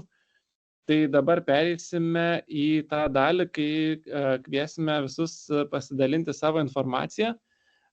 Šitoj daly moderatorė bus Aleksandra Ketlerienė ir taip pat pakviesime šiek tiek galbūt padaryti įžangą diskusijai Tautvydą ir man atrodo, turėtų būti prisijungusi Renata iš skaitmeninės etikos centro, bet nematau jos tarp dalyvių. Tai pirmiausia, galbūt žodis Aleksandrai. Ar galit prisijungti? Sveiki, ar girdit mane? Taip, puikiai. Taip, tai aš esu Aleksandra Ketlerienė, aš esu žurnalistė ir taip pat mama trečiokės. Tai man šitie visi dalykai, apie ką mes šiandien kalbam, yra labai labai aktualūs. Ir iš tikrųjų su dukra irgi pakalbėjom prieš šią diskusiją, ką ji mano apie telefonų naudojimą. Tai bus labai įdomu išgirsti jūsų patirtį. Bet prieš pradedant diskusiją, tai labai paprašysiu visų sureaguoti, kad galėtumėm žinoti, kas mes čia visi esam. Tai gal galėtumėt visi, pirmiausia, mokytojai paspausti tą rankytę pakelt, kad mes žinotumėm, kiek mes turim čia mokytojų. Tikrai ne vienas, tikrai daugiau. Va. Spauskit, mokytojai. 40. Kol jūs spaudžiat čia tas rankas, aš tiesiog pasidalinsiu irgi tokiam, kaip ir skaidriam, kad matytumėt. Ir būtų gerai, jeigu kas nors man pasakytų, ar matot skaidrės. Matom tikrai viską. Gerai. Matyti. Gerai, tai mokytojų 43 kol kas pakeltų rankos. Gerai, tai nuimkit tas rankeles dabar, o kiek yra tėvų prisijungusių? Gal gali dabar tėvai pakelt rankas, kad mes žinotumėm irgi, kiek jūsų, 21. O mokytojai skaitosi tėvai? Taip, jeigu ir mokytojai, ir tėvai. Gerai, o dabar gal gali tada greitai pakelt rankas, jeigu yra vaikų atstovų. Vaikai. Ar turim čia vaikų prisijungusių? Mažėja, matau tos rankelės, bet gal ir yra. Tai gerai, tai aš labai norėjau paprašyti, kai mes jau pereisim į tą diskusiją, kad dalyvautų visi, ir tėvai, ir mokytojai, ir vaikai, nes, turbūt diskusijose mes galim geriausią sprendimą rasti.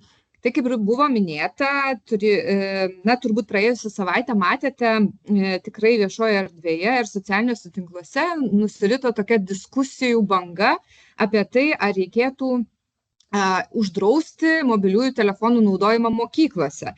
Ir Skaitmeninės etikos centras sugalvojo tokią iniciatyvą, kuri vadinasi Iš telefonų į mokyklą. Prie tos iniciatyvos prisijungia nemažai organizacijų. Ir tos iniciatyvos tikslas yra inicijuoti nacionalinius sprendimus tam, kad padėtume jaunai kartai atsitraukti nuo ekranų ugdymo įstaigose.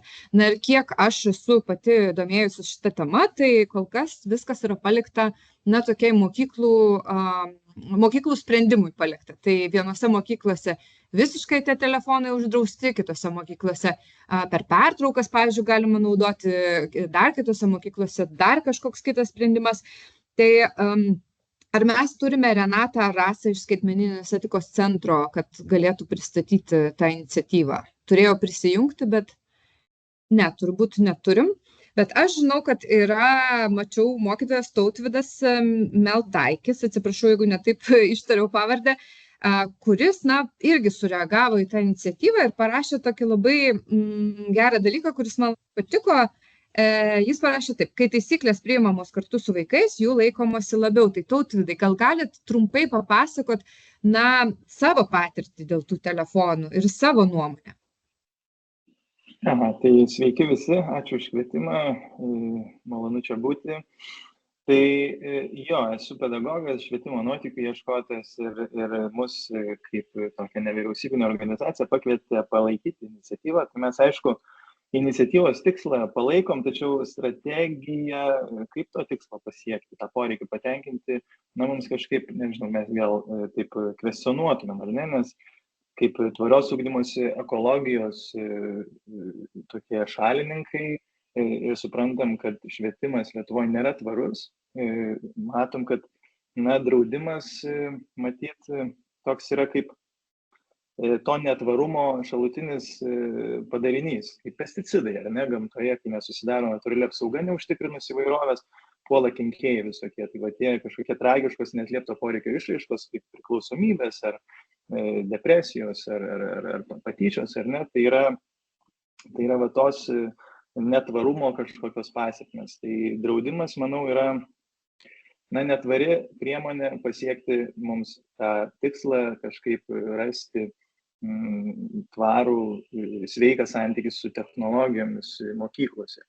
Bet iš esmės, ką mūsų žinutė, gal mano žinutė yra tiesiog viena, kad įtraukime šitą iniciatyvą moksleivius, dalinkime su jais tą iniciatyvą, kvieskime juos į ratą, sėskim, kalbėkime ir klasės lygmenyje, ir mokyklos lygmenyje, individualiam lygmenyje, galiausiai šeimose ir, ieškokim sprendimų. Ir mano patirtis rodo, kad net 6 metų vaikas ar dar mažesnis, kai jis pasitikė, kad jo norima išgirsti, kad jo nuomonė pasitikima ir kad yra svarbi, jis gali priimti adekvačius sprendimus ir dažnai tiesiog priima tuos teisingus sprendimus, netgi jeigu jo, sakykime, skrandis labai nori to cukraus arba, nežinau, nori telefono, ar ne, jis vis tiek sakys, gerai, nors ir noriu, suprantu, kad tai neįnauda, tai balsuoju, kad visgi nebūtų mokykloje telefonų. Ir taip iš tikrųjų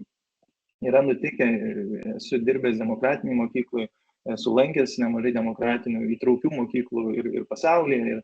Ir visur praktikuojamas tas tvarumas kažkoks, ar ne? Tai demokratija tam tikra, kai kiekvienas yra įtraukiamas į mokyklos kūrimo sprendimus. Kiekvienas, tai vadinasi, ir mokinys, ir moksleivis. Ir tada bandoma kurti taisyklių kartu. Ir taip, kai jos yra kuriamos kartu su vaikais, jų laikomasi labiau ir jų padedama laikytis kitiems bendraklasėms ir panašiai.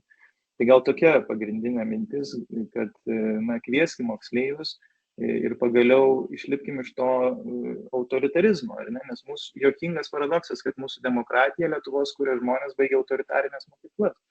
Tai mes pratę, ar ne, mums lengva tą galią rodyti ir nuleisti taisyklę iš viršaus, bet tada, kai mūsų iš esmės prašymas, girdimas kaip reikalavimas, žmogus turi dvi išeitis, arba nuolankiai paklusti, arba maištauti. Ir mes žinom, kad dauguma žmonių maištauja ir kad maištas kils ir kova bus ilga, nes vaikai yra kūrybingi ir jie turi jėgų, o tą visą maištą reikės, kam prižiūrėti, reguliuoti. Ne specialistam, ne ekspertams, o mokytojams. Ir tada kils dar daugiau nuovargio, dar didesnis nuovargis, dar daugiau problemų. Ir čia tas netvarumas matyti. Tai nežinau, gal kol kas tiek. Nes jeigu nesilaikys tų taisyklių, ar ne, to draudimo, kaip tada bus veikiama? Ar tai bus baudžiama?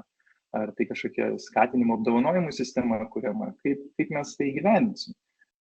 Tuos draudimus. Jeigu tai neateis kaip kažkokia medis iš dirvožėmio, ar ne, arba socialinėse sistemose kultūros, o tai ateis iš viršaus nuleista taisyklė. Tai kaip mes tai suvaldysim? Va čia gal tokie esminiai klausimai. Tai gal tiek. Ačiū, kad išklausėte. Aš pridėsiu vieną tokią patirtį, kad mes projekte turim jaunimo savanorių komandą, kaip ir esu minėjęs. Tai nei vienas iš jų nepalaiko iš tikrųjų draudimo telefonų mokyklose, bet jie visi puikiai supranta, kad yra ta problema ir yra pasiruošę spręsti, tiesiog taip pat nemano, kad tai galbūt yra tinkamas sprendimas. Bet aš norėjau šiek tiek galbūt įpilti to žibalo į ugnį ir kiek teko kalbėtis pačiam su skaitmeninės etikos centro atstovėmis, tai ir su pačiais mokytojais, žinau, kad tikrai daugelį mokyklų buvo ta diskusija, kad ar reiktų uždrausti mokyklos lygių telefonus ir yra, tarkim taip, galbūt bendrai imant didžioji dalis tėvų sutinka, ir yra kažkeli tie tokie, kurie nesutinka, ir tada tie mokiniai, kurių tėvai nesutinka, jie ateina su telefonais, kiti neateina, prasideda kažkokios nelygybės ir tuomet kažkaip sveriasi vėl tos svarstyklės, kad vėl visi ateina su telefonais. Tai galbūt tas toksai įdomus etapas, bent jau man iš galbūt stebint iš nuo šalies, kaip tas procesas vyksta, pas ką mokyklose galbūt jau yra uždrausti telefonai, pas ką vyko tos diskusijos ir kaip jos baigėsi. Aš labai atsiprašau, čia yra, mane atjungia nuo interneto, tai čia yra toksai įrodymas, kad technologijos, ne visada veikia. Tai aš dabar su telefonu prisijungiau, tai atsiprašau, kad dingau. Tai kaip suprantu, jau norim pradėti diskusiją. Iš tikrųjų būtų labai įdomu sužinoti, galbūt tarp mūsų yra mokytojų ar mokyklų atstovų, kur buvo telefonai uždrausti visiškai, negalima naudoti nei per pertraukas, nei per pamokas. Ir kad jūs papasakotumėt savo patirtį, kas pasikeitė. Nes, ar čia mes taip įsivaizduojam, kad uždrausim ir čia viskas pasikeis dabar. Ar yra tokių mokytojų, pas kuriuos mokyklose yra uždrausti visiškai telefonai? Kol kas nematau tokių. O gal yra tokių, kur, pavyzdžiui, pakelkit rankas, pas ką negalima naudoti, pas ką vaikai į dėžutę sudeda telefonus prieš pamoką? Aha, jau daugiau. Aš norėčiau pasakyti, kad turime tokį susitarimą, kad jie sudeda į dėžutes, bet pas mus yra daug mokytojų, kurie naudoja telefonus vienokiu ar kitokiu atveju ar įvertinimu ar tam tikrai užduočiai ir jie naudojasi per pamokas. Tai čia yra toks susitarimas. Ta prasme, tie, kurie naudoja, tiesiog susideda, o tie, kurie naudoja, jie gali naudoti pamokų metu. Bet čia yra tarp mokinių ir mokytojų susitarimas. Kad griežtai tik sudėtų ir nenaudotų, taip nėra. O gal yra tokių, kur, tarkim, irgi iš patirties mano dukros klasiai, jie ryte ateina, sudeda telefonus į dėžutę ir gali pasimti tik tai po pamokų, nebent kas nors labai rimto nutiktų ir ten tėvai skambintų, bandytų pasiekti. Ar yra mokyklų, kur griežtesnis toks, požiūris į telefonus, sakykim taip? Gal galit pasidalinti irgi savo patirtimi. Aha, tai čia gaunasi, kad mano mokykla, mūsų mokykla. Taip, klausau. Aha, aš negaliu įsijungti vaizdo, nes esu triukšmingoje aplinkoje. Norėčiau pasakyti, kad tas telefonas pasidėjimas į dėžutes ne visada veikia, nes yra dalis mokinių, kurie turi tuos antruosius backup telefonus. Tai čia irgi tas draudimas, nėra išeitis, čia reikia platesnės kažkokios bendros strategijos. Ačiū. O gal tarp, tų visų mūsų dalyvių, tikrai šiandien mūsų labai yra daug, galbūt yra žmonių, kurie, pritartų, kad reikėtų visiškai tuos telefonus, uždrausti, kad, nebūtų nei per pertraukas, nei per pamokas. Ar yra tokių, turinčių tokią nuomonę? Galite tiesiog įjungti mikrofoną. Matau, kad yra laikas vienas ir, man atrodo, ranka. Tiesiog kalbėkit, jeigu norit. Aha, nėra norinčių. Gerai. Bet aš dar turiu klausimą, ar galima. O jeigu, tarkim, jeigu uždraudė telefonus, jeigu būtų tų, kurie sako, mes norėtumėm, kad ateitų moksleiviai, be telefono arba paliktų telefonus ten, seife kažkur ir jų neįsitrauktų pertraukų metu ir taip toliau. Bet gal tada atsiranda problema, kad mokytojai, tarkim, dalį savo pamokos vykdo, naudoja tas įrenginius, bet neturi galimybės, planšečių, pavyzdžiui, nėra pakankamai ar kitų įrenginių ir tiesiog prašoma mokinių pasimti savo telefonus. Tai gal čia irgi dalis problemos. Man irgi teko girdėti, kad toksai būtų pasunkinimas mokytojams dėl to, kad ne visos klasės turi planšetės ar tos išmaniuosius ekranus. Tai mano irgi vienas iš klausimų yra, o tarkim, jeigu jie telefonai būtų uždrausti, kaip jūsų darbas apsisunkintų, kaip mokytojams, ar galėtumėt, tarkim, kaip jūs įsivaizduotumėt savo darbą, ar galėtumėt dirbti, be telefonų. Aš matau, kad visai nemažai žmonės rašo į tą mūsų vadinamą čatą, bet aš labai noriu visus paraginti kalbėti. kad ta diskusija vyktų, nebijokit, įsijunkit mikrofoną ir kalbėkit. Aha, galiu pasakyti, o kam tada naudoti telefonus pamokų metu, asmeninį įrenginį, jeigu neturi planšečių, neturi kompiuterinės klasės, kur pasodinti, arba tų atvažiuojamų tokių, ar ne, kur visas atvažiuoja padėklas planšečių į klasę, tai kam tada, iš viso nenaudoti tada įrenginių? Kodėl asmeninį telefoną mokinio reikia naudoti mokymosi procese klasėje? Čia sureaguosiu į tai, ką žmonės rašo mūsų vadinamam čate. Tai Ramunė rašo, dar informatikos pamokas uždraudykite ir eduką. Tai kitaip tariant, kad šiais laikais mokiniai labai daug iš tikrųjų daro užduočių internete, online. Iš tikrųjų labai gaila, kad nėra nieko iš skaitmeninės etikos centro, nes jie irgi turi argumentų, kodėl tą ekraną iniciatyva, tai būtų tikrai faina. Ja. Taip. Pavyzdžiui, gerai, tai aš tada irgi pasinaudosiu savo dukros pavyzdžių. Tarkim, mano dukra yra man sakius, kad prieš anglų būrelį nori pasimti knygą, žodžiu, nes visi vaikai telefonuose, jinai telefono neturi, niekas su ja nebendrauja. Tai ar čia matote problemą, kad vaikai, nebebendrauja vienas su kitu gyvai? Gal kas nors tai pastebėjo ir nori pasidalinti savo patirtim?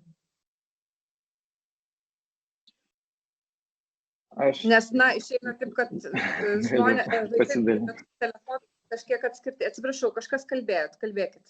Aš norėčiau pasidalinti iš tikrųjų, nes čia viena iš problemų ir Liudas pradžioje įvardijo, kad mokytojai, sakykime, nerimas, kad išeini į pertrauką ir nieks nebebendrauja vieni su kitais, visi telefonuose ir panašiai.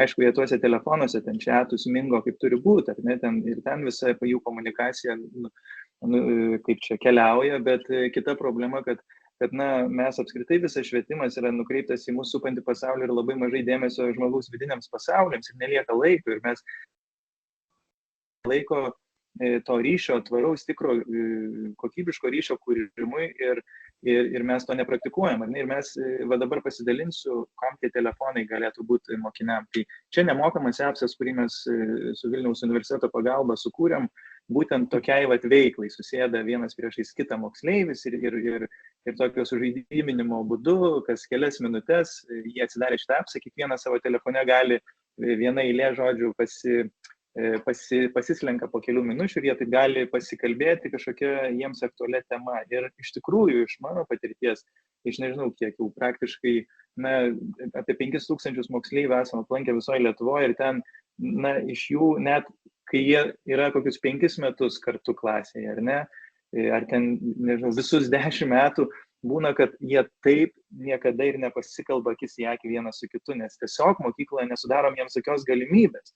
Ir va čia yra didžiausia problema, ne tai, kad jie tada skęsta telefonuose, bet kad mes patys neinicijuojam ir nesukuriam kitokios ugdymosi kultūros, kurioje kiekvienas būtų pamatytas, kiekvienas būtų išgirstas, neliktų moksleiviai periferijų, nes žinom, kad ten keli visada klasiai kalbės ir dalinsis, o kiti sėdės ir liks periferijų, nes nieks jų taip ir neišgirs. Ir kartais net auklėtojai sėdi ir galvoja, wow, žiūrėk, tu kalbėt moki, ar ne, kai pradeda žmogus dalintis. Ir jis taip niekada ir nepasidalina, nes mes tiesiog nematom, negirdim ir nesudarom tam sąlygų. Ir netgi priimdami tokius sprendimus, drauskim telefonus, neįtraukiam jų, neišgirstam. O tai yra taip svarbu, kad jie jaustųsi išgirsti. Ir tai vienas didžiausių moksleivių poreikių. Tiesiog būti pamatytais, išgirstais, kad jų nuomonė būtų svarbi. Bent jau viešai tai deklaruokim, kad jų nuomonė svarbi. Tai va, kviečiu naudoti šitą apsų. Atsiprašau. Matau, 2 žmonės kelia rankas, galbūt irgi norėjo sureaguoti kažkaip tai. Taip. Tai aš matau Astą ir tai Asta, gal jūs pradėkit. Man atrodo Asta, nes ten elektroninio pašto adresą. Taip. Tai aš norėjau pasakyti, kad pas mus mokykloje uždraudėm telefonus dar tik tai 1 savaitę, tai labai pasidalinti tokia didelė patirtimi tikrai negalim, bet vaikai savo telefonus laiko spintelėse savo ir jie negali jų išsimti iki 3 valandos. Bet aš negaliu pasakyti taip apie vyresnius daug, bet apie pradinukus, kad mes tikrai atradom daug naujų veiklų, visokių mergaitės pradėjo ir piešti, ir berniukai lanksto origami visokius darbelius, pradėjo žaisti kartu, bėgioti kartu, slėpinių žaisti, atrado tokių naujų žaidimų, kuriuo anksčiau tikrai nežaisdavo. Ačiū labai, kad pasidalinot. Dar matau, Danutė kelia ranką. Danutė, ar girdit mane? Aha, negirdit. Ir Gintarė. Dabar Gintarė gal tada. Dar ir Renata kelia ranką. Aha. Renata, tada kalbėkit jūs. Ar čia tos rankos netyčia? Aš matau, kad Renata ir Jekaterina kelia rankas. Tai kuri norit kalbėti? Aš galiu dar pasakyti, kad mes esam sutarę, jog mokiniai nesinaudoja telefonais, tai reiškia nežaidžia valgydami valgykloje. Užsiklijavom irgi lipduką ir prižiūrim, kad jie bendrautų, bent jau valgydami. Iš tikrųjų yra didžiulė problema. Pradinukai pas mus nėra tiek panirę į telefonus, jie ir bėgioja, ir žaidžia, ir naudojasi visais žaidimų stalais ir erdvėm, kiek tiek įmanoma. Bet labai didelė problema yra per pertraukas, kai 5-8 klasių mokiniai masiškai sugulę, susėdę, panirę telefonuose. Bet jie bendrauja, jie greičiausiai bendrauja žaisdami. Tai negali sakyti, kad jie tyloje tenais panirė į tuos telefonus. Bet man atrodo, kad vis daugiau kalbam apie tai, kad jie nuskambėjus skambučiui vis dar žaidime yra. Ir niekaip neišeina iš to žaidimo ilgą laiką ir nukenčia turbūt ugdymo kokybė. Tai turbūt didžiausia problema būtų šita. Čia mano pastebėjimas. Tai aš kaip žurnalistė biškai jūs paprovokuosiu. O tai nėra taip, kad labai patogu mokytojams. Žiūrėkit, per pertraukas. Aš kai mokiausi, tai mes ten turėjom budėjimus, nes visi lakstė per tos koridorius ir ten reikėjo, žodžiu, tvarką palaikyti. O dabar va visi telefonuose, tiesiog ramu? Tikrai ne, nes nėra ramu. Negali pasakyti, kad 100% visi ten 500-8 klasių mokiniai sukritę telefonuose. Yra kas ir išeina ir į lauką, ir kas pasivaikšto. Vaikai yra skirtingi, iš šeimų skirtingų, nes yra kas visai nenaudoja telefoną. Yra tėvai, kurie uždraudė yra įrenginių savo vaikams, tarkim, yra net informavę mokyklą. Tai negali pasakyti, kad tai yra 100%, bet didesnė dalis yra panirusi į telefonus. Mokytoms tai nėra joks gėris, kai tas vaikas negali normaliai dalyvauti pamokoje. Nu, koks čia gėris, kol tu jį dar sumotyvuoji. Jau ir taip mokytoms yra didelis iššūkis. Ką tik pasako ir apie dirbtinį intelektą, mūsų kuo puikiausiai progimnazijoje naudojasi vaikai ir dirbtiniu intelektu. Tai tiesiog galvoju, kad didelis iššūkis mokytojams yra. Pritarčiau galbūt Tautvidui, kad reikėtų susitarimo būdu pasikalbėti su vaikais. Čia reikėtų didelio darbo. Ir reikėtų, aišku, pastiprinti mokyklas, va kaip jūs sakėt, kad neatvyko iš tos iš tos organizacijos, galbūt būtų pateikę mums skaičius, mokslininkų tyrimų rezultatus, kuriais mes galėtume, tarkime, supažindinti ir tėvams, nes mes kėlėm tokį klausimą, labai stipri pas mus yra tėvų bendruomenė ir žinokit, didesnė dalis tėvų nesutiko, jog vaikai nesinaudotų telefonais ten per pertraukas. Tai, žodžiu, manyčiau, kad mums reikalinga pagalba irgi iš išorės, nes mes patys tyrimų atlikti kaip ir negalim, negebam galbūt, tokių resursų neturim, kad pastiprintų. O šiaip tų žaidimų, tai mokyklos tikrai ir tų erdvių, ir tų žaidimų visokių priemonių tikrai yra prisipirkę ir turi. Tiesiog mums reikia šiuo metu pasistiprinti. Ačiū. Ačiū labai. Dar matau, Ramunė ir Liudas kelia rankas, bet gal Ramunė pirma.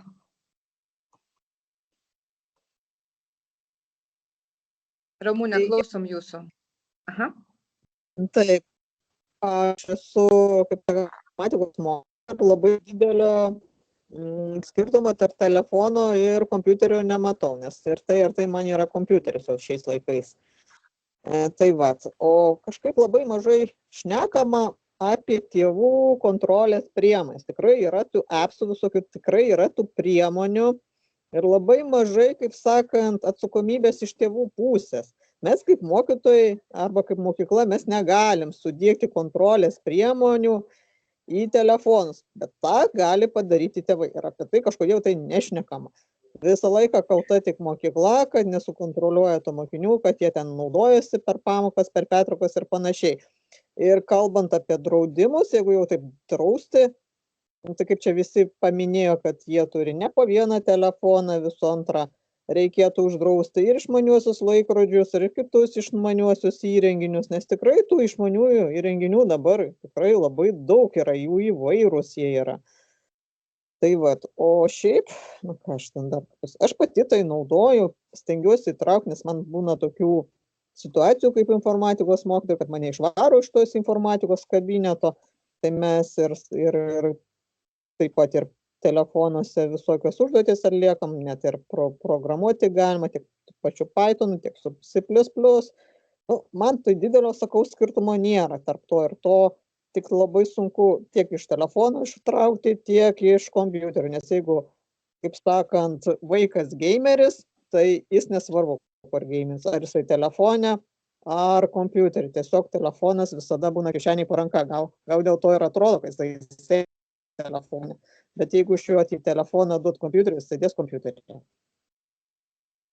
Ačiū, aš irgi norėčiau kažkaip iš savo pastebėjimų paantrint, kad labai tėvai priešinasi. Tikrai labai daug tėvų prieš, kad vaikas neturėtų tą telefoną ir panašiai. Tai būtų gerai įdomu išgirsti tėvų požiūrį, kodėl tas telefonas toks svarbus. Bet mes turbūt jau nebeturim laiko, aš taip į Liudą žiūriu. Nežinau, ar mes čia galim šiek tiek išsiplėsti, ar jau čia... Aš manau, kad kiek dalyviai nori pasilikti, mes šiek tiek užtęsėm ir mano įvadas užsitęsė ir Miko pristatymas, tai tikrai, jeigu dalyviai nori pasilikti, mes galim viršyti šitą laiką, viskas tvarkoj. Taip, mes iš tikrųjų dar ir apie dirbtinį intelektą šiek tiek norėjom jūsų paklausti, kiek jūs naudojat dirbtinį intelektą savo pamokose, bet galbūt tėvai buvo paminėti, tai buvo rankų, kad tėvai atstovai tėvų ir aš tam susitikėme, gal iš tėvų pusės, gal galit pavyzdžiui pasakyti, kodėl jums atrodo, kad tas telefonas yra svarbu.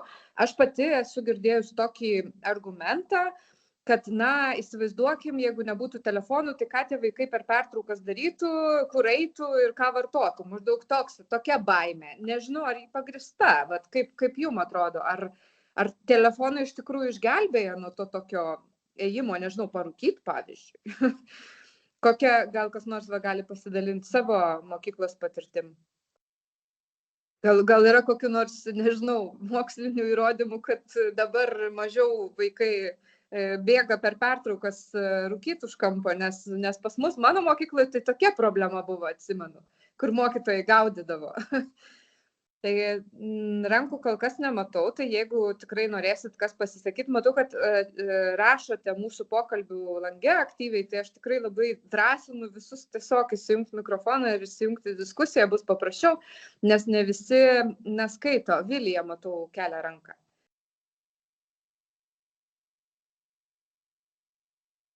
Vilija, girdit mus? Palaukiam, kad kažkas pasisakys. Aš irgi mačiau iš komentarų, kad buvo akmuo į tėvų daržą, kad mokykloje kalbam apie įvairius draudimus, o namie vaikai tiesiog gali bet kada ir bet kiek žiūrėti, naudoti, žaisti ir panašiai. Tai tikrai laukiam tėvų pasisakymo. Labai norėjusi, kad tie tėvai ar tėvų atstovai galėtų šiandien kažkiek tai pridėti savo perspektyvos. Bet čia gal visai siejasi ir su, tarkim, telefono naudojimu automobilyje. Irgi juk draudžiama naudotis telefonu automobilyje, bet jo vis tiek naudojamas. Ta prasme, tai čia prilygtų uždrauskim neštis telefoną į automobilį. Tikrai niekas nesilaikys šito draudimo, bet kas tikrai man bent jau veikia, tai prevencija vizuali, sakykime, kad aš matau reklamas, kažkokias informacinės, kur rodo, kas nutinka, arba statistika, kiek daug atsitinka avarijų ar panašiai ir kaip tai veikia, bent net sekundės dalis nukreipto dėmesio. Tačiau ta prevencija, kaip priklausomybė nuo telefonų, nuo kompiuterinių žaidimų veikia žmogaus smegenis, to tikrai nedaug ir tie tėvai na, jie nėra taip apšviesti, kaip galėtų būti. Aš trumpą galiu pavyzdį pasidalinti Olandijos vienoje sociokratiniai mokyklai, kur moksleiviai gali rinktis neiti pamokas, jeigu nenori, jie pradėjo lankyti tą mokyklą, na ir nėjo, ir jie visą laiką buvo telefonas ir mokytojai nebežinojo, ką daryti. Ir galiausiai jiems gimė idėja, kad, na gerai, pasiūlykim mėnesį su moksleiviais žaisim jų kompiuterinius žaidimus, bet tada mėnesį po to jie padės kompiuterinius žaidimus į šalį ir gyvens mėnesį be telefonų ir panašiai. Na ir jie taip pradėjo, tas mėnesis buvo labai smagus, jie žaidė, po mėnesio jie pakvietė tie mokytojai specialistus, kurie tikrai labai aiškiai parodė, kaip kompiuteriai veikia smegenis priklausomybę, tas pačias dalis kaip narkotikai ir taip toliau, ir kaip tai gali grėsti žmogaus sveikatai ir ateičiai. Ir tada tas mėnesis pasininko be telefonų tikrai padėjo moksleiviams pakelti akis ir pažiūrėti, kiek mokykla daug turi resursų, kuriais jie gali naudotis ir kurių nėra namuose. Ir va toks sprendimas jiems pasiteisino ir tikrai padėjo įvesti tą bendruomeninę taisyklę mažiau telefonų. Tai iš tos diskusijos, kurioje vyksta mūsų pokalbio lange, aš darau tokią išvadą, kad, na, visgi tai yra kažkoks toks komandinis darbas. Ne tik mokytojai ir mokykla yra atsakingi, bet ir tėvai. Ir labai teisinga pastaba buvo, kad, nagi, vaikai viską mato ir vaikai, na, mėgdžioja. Ir aš pati nekartą esu sulaukus tokio klausimo iš dukros, kad o kodėl aš čia dabar negaliu ten, nežinau, kažkokį filmuką žiūrėti, tu telefone. Ir aišku, paaiškini, kad mano darbas toks, aš praktiškai visą laiką turiu sekti, kas vyksta ir panašiai, bet turbūt tėvų pavyzdys yra, na, labai labai svarbus vaikam. Ir irgi ten kažkas iš jūsų rašėt, kad klausimas, kur daugiau laiko telefone praleidžia, ar mokykloje, ar namuose. Tai irgi greičiausiai vienas iš tokių patogumų turbūt, na, vaikas telefone ramu. Tai, nežinau, aš čia irgi gal tokį akmenuką į tėvų daržą numečiau, bet man atrodo, kad čia svarbu labai yra, na, toks bendradarbiavimas tarp tėvų ir mokytojų, kai jau greičiausiai, kai jau matome, kad, nu, tikrai yra labai problemų didelių, kai vaikas jau, na, tam virtualiam pasaulyje labiau gyvena, galbūt ne tikram. Tai jeigu dar kas nors nori sureaguoti į telefonų draudimą, tai tikrai raginu tą daryti.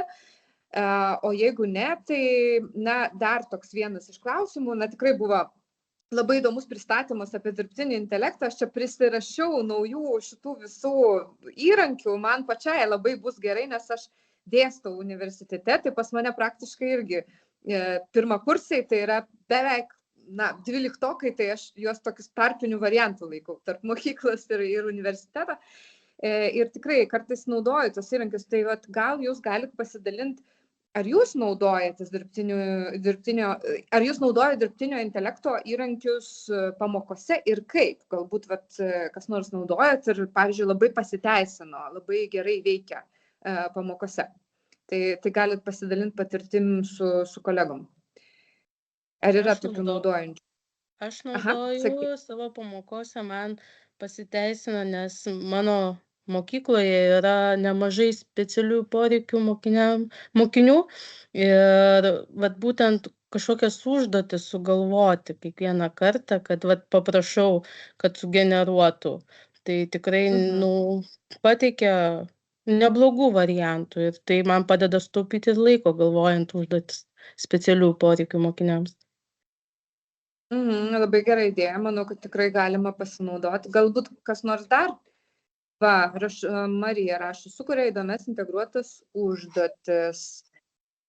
Gal galit, įsijungti mikrofoną ir pasakyti, nes ne visi mato pokalbių langą, tai tiesiog būtų gerai, kad pasakytumėt. Man šiaip labai įdomu, kaip atrodo ta integruota užduotis istorijos ir matematikos. Tai gal, Marija, galit papasakoti plačiau biškį apie tą užduotį mums?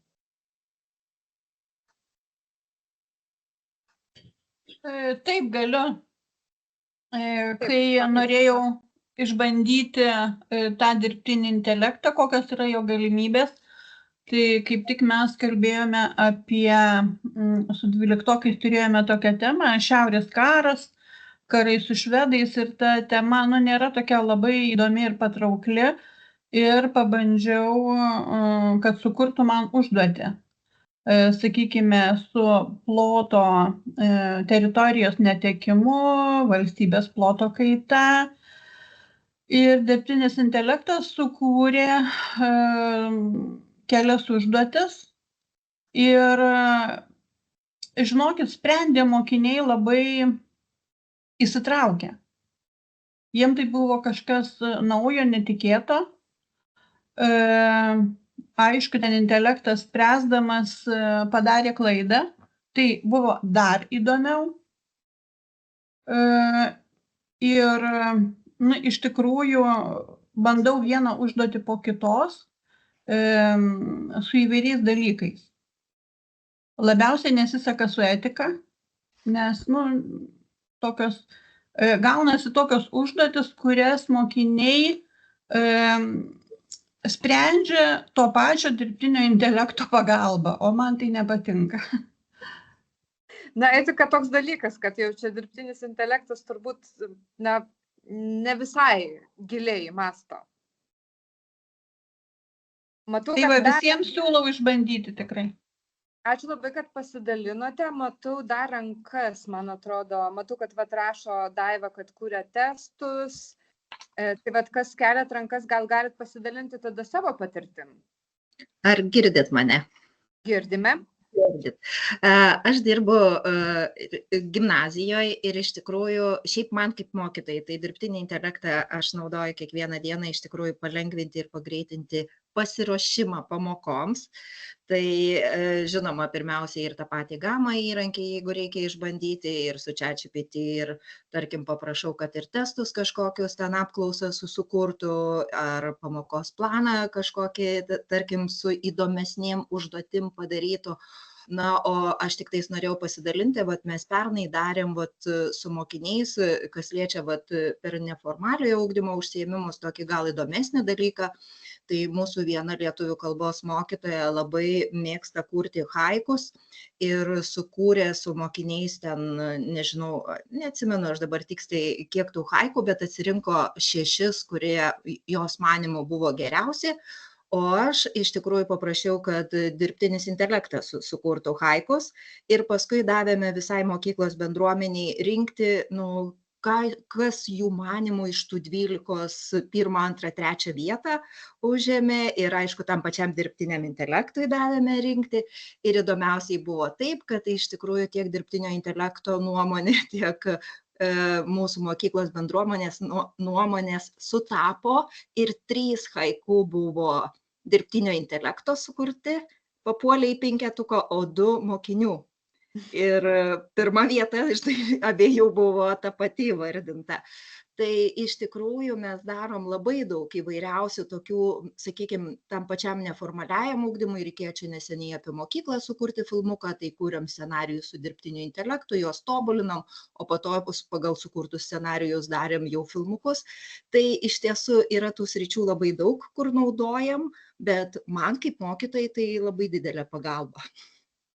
Tai va. Labai ačiū, kad pasidalinot. Ar dar kas nors gali pasidalinti, ką su dirbtiniu intelektu įdomaus esat nuveikę? Kokius konkursus? Per istorijos pamokos, mielai mokiniai kūrė memus istorinius, galbūt aš netgi pasidalinsiu, jeigu pavyks, į chatą vieną pavyzdį. Būtinai. Aha, matau, kad atsiuntėt. Čia su dirbtiniu intelektu yra sukurta, o tekstus tiesiog mokiniai patys turėjo. Aha. Dar kas nors, ką nors esate išbandę tokio įdomesnio? Aha, dabar nematau, aš irgi pasidalinsiu savo patirtim, aš studentam duodu irgi su dirbtiniu intelektu pažaisti, kadangi mano studentai būsimi žurnalistai, tai mes labai atsargiai tai darom, nes mes vis tiek privalome faktus tikrinti, čia yra mūsų darbas, bet yra buvęs toks labai juokingas atvejis, kai mes turėjom diskusiją, reikėtų kalbinti Vladimirą Putiną ir viena grupė, žodžiu, turėjo ieškoti argumentų, kad reikėtų kalbinti, kita grupė, kad nereikėtų, o trečia grupė turėjo paklausti dirbtinio intelekto. Na ir labai įdomu, kad jie sugalvojo, mano studentai sugalvojo paklausti skirtingom kalbom. ir įsivaizduokit, jis skirtingai atsakė. Tai patys studentai pamatė, kad yra tam tikrų trūkumų, kad galima remtis, bet tiesiog jeigu gali skirtis atsakymas, atsižvelgiant į kalbą dirbtinio intelekto. Taip, Liudai ir Ramunė keliat rankas. Aš dėl poros dalykų, tai vienas iš laiko pusės, tai gal ten kokias 6-7 minutės dar padiskutuojam ir tada stengsimės baiginėti. O iš tos tokios gyvenimiškos pusės, tai kad dirbtinis intelektas neturi savo nuomonės, irgi teko susipažinti visiškai tokiu laisvalaikio klausimu, kai klausinėjom, ar jis yra veganas ir sakė, kad taip, o tada nusprendėm pakeisti temą ir sakyti, kad mums labai patinka didkepsniai ir jis tada pradėjo sakyti, kad labai gerai valgyti didkepsnis ir tada mes jį įvardėjom, kad jis neturi savo nuomonės ir keičia ją ir sako, jo, aš prisitaikau prie to, ką žmonės man sako. Tai pats prisipažino. Ramunė. Aš dabar, kaip sakant, pagavau tokį dalyką, nes visą laiką mačiau, kad tas tokios lengvesnės užduotis informatikos programavimą labai lengvai įveikia. Tai dabar išmokau su dirbtiniu kurti tokias užduotis, kurių dirbtinis intelektas nepadaro ir duot mokiniams, kad jie ten pagalvotų, nes testus tai irgi labai lengvai jie ten šakšt ir, kaip sakant, protingas, nes kartais būna nepamatai, kad telefoną naudoja, arba kažką tai panašaus tokio būna, arba antrą įrenginį naudoja. Tai, kad to išvengti kartais padarau, tuose pačiuose toksai kvizis yra 30 sekundžių laikas, tai arba žinai, arba nežinai, ir ten galima maišyti atsakymus ir klausimus, tai irgi ten kažkaip tai sunkiau gaunasi, tai kažkaip va tiek, nes šiaip testas dabar, jeigu ir laiko duosi kiek nori, tai su ChatGPT mokiniai labai greitai tuos testus sprendžia. Kitas dalykas, tai vis dar, antras mano dalykas yra chemija, vis dar su tom kariaujam haliucinacijom, kur prikuria kažkokį sugalvotą tekstą. Tarkim, mano testas mėgstamiausias yra vandenilio cheminės savybės, dabar jau teisingiau pateikia tas cheminės savybės, bet kartais pateikus tą pačią užklausą, išmeta visišką nesąmonę. Ir aš kažkada tai prieš 2 metus esu darius tokią vienį, palyginti enciklopedijos tekstą apie tam tikrą cheminį elementą ir intelekto sugeneruotą. Nors visiems daviau tą pačią užklausą, visi gavo skirtingus tekstus. Dabar jau mažiau tą išmeta. Bet tada tai buvo vaikams didelis šokas, kaip taip gali būti, jeigu ta pati užklausa, bet labai skirtingi rezultatai pas visus. Ačiū labai, kad pasidalinot.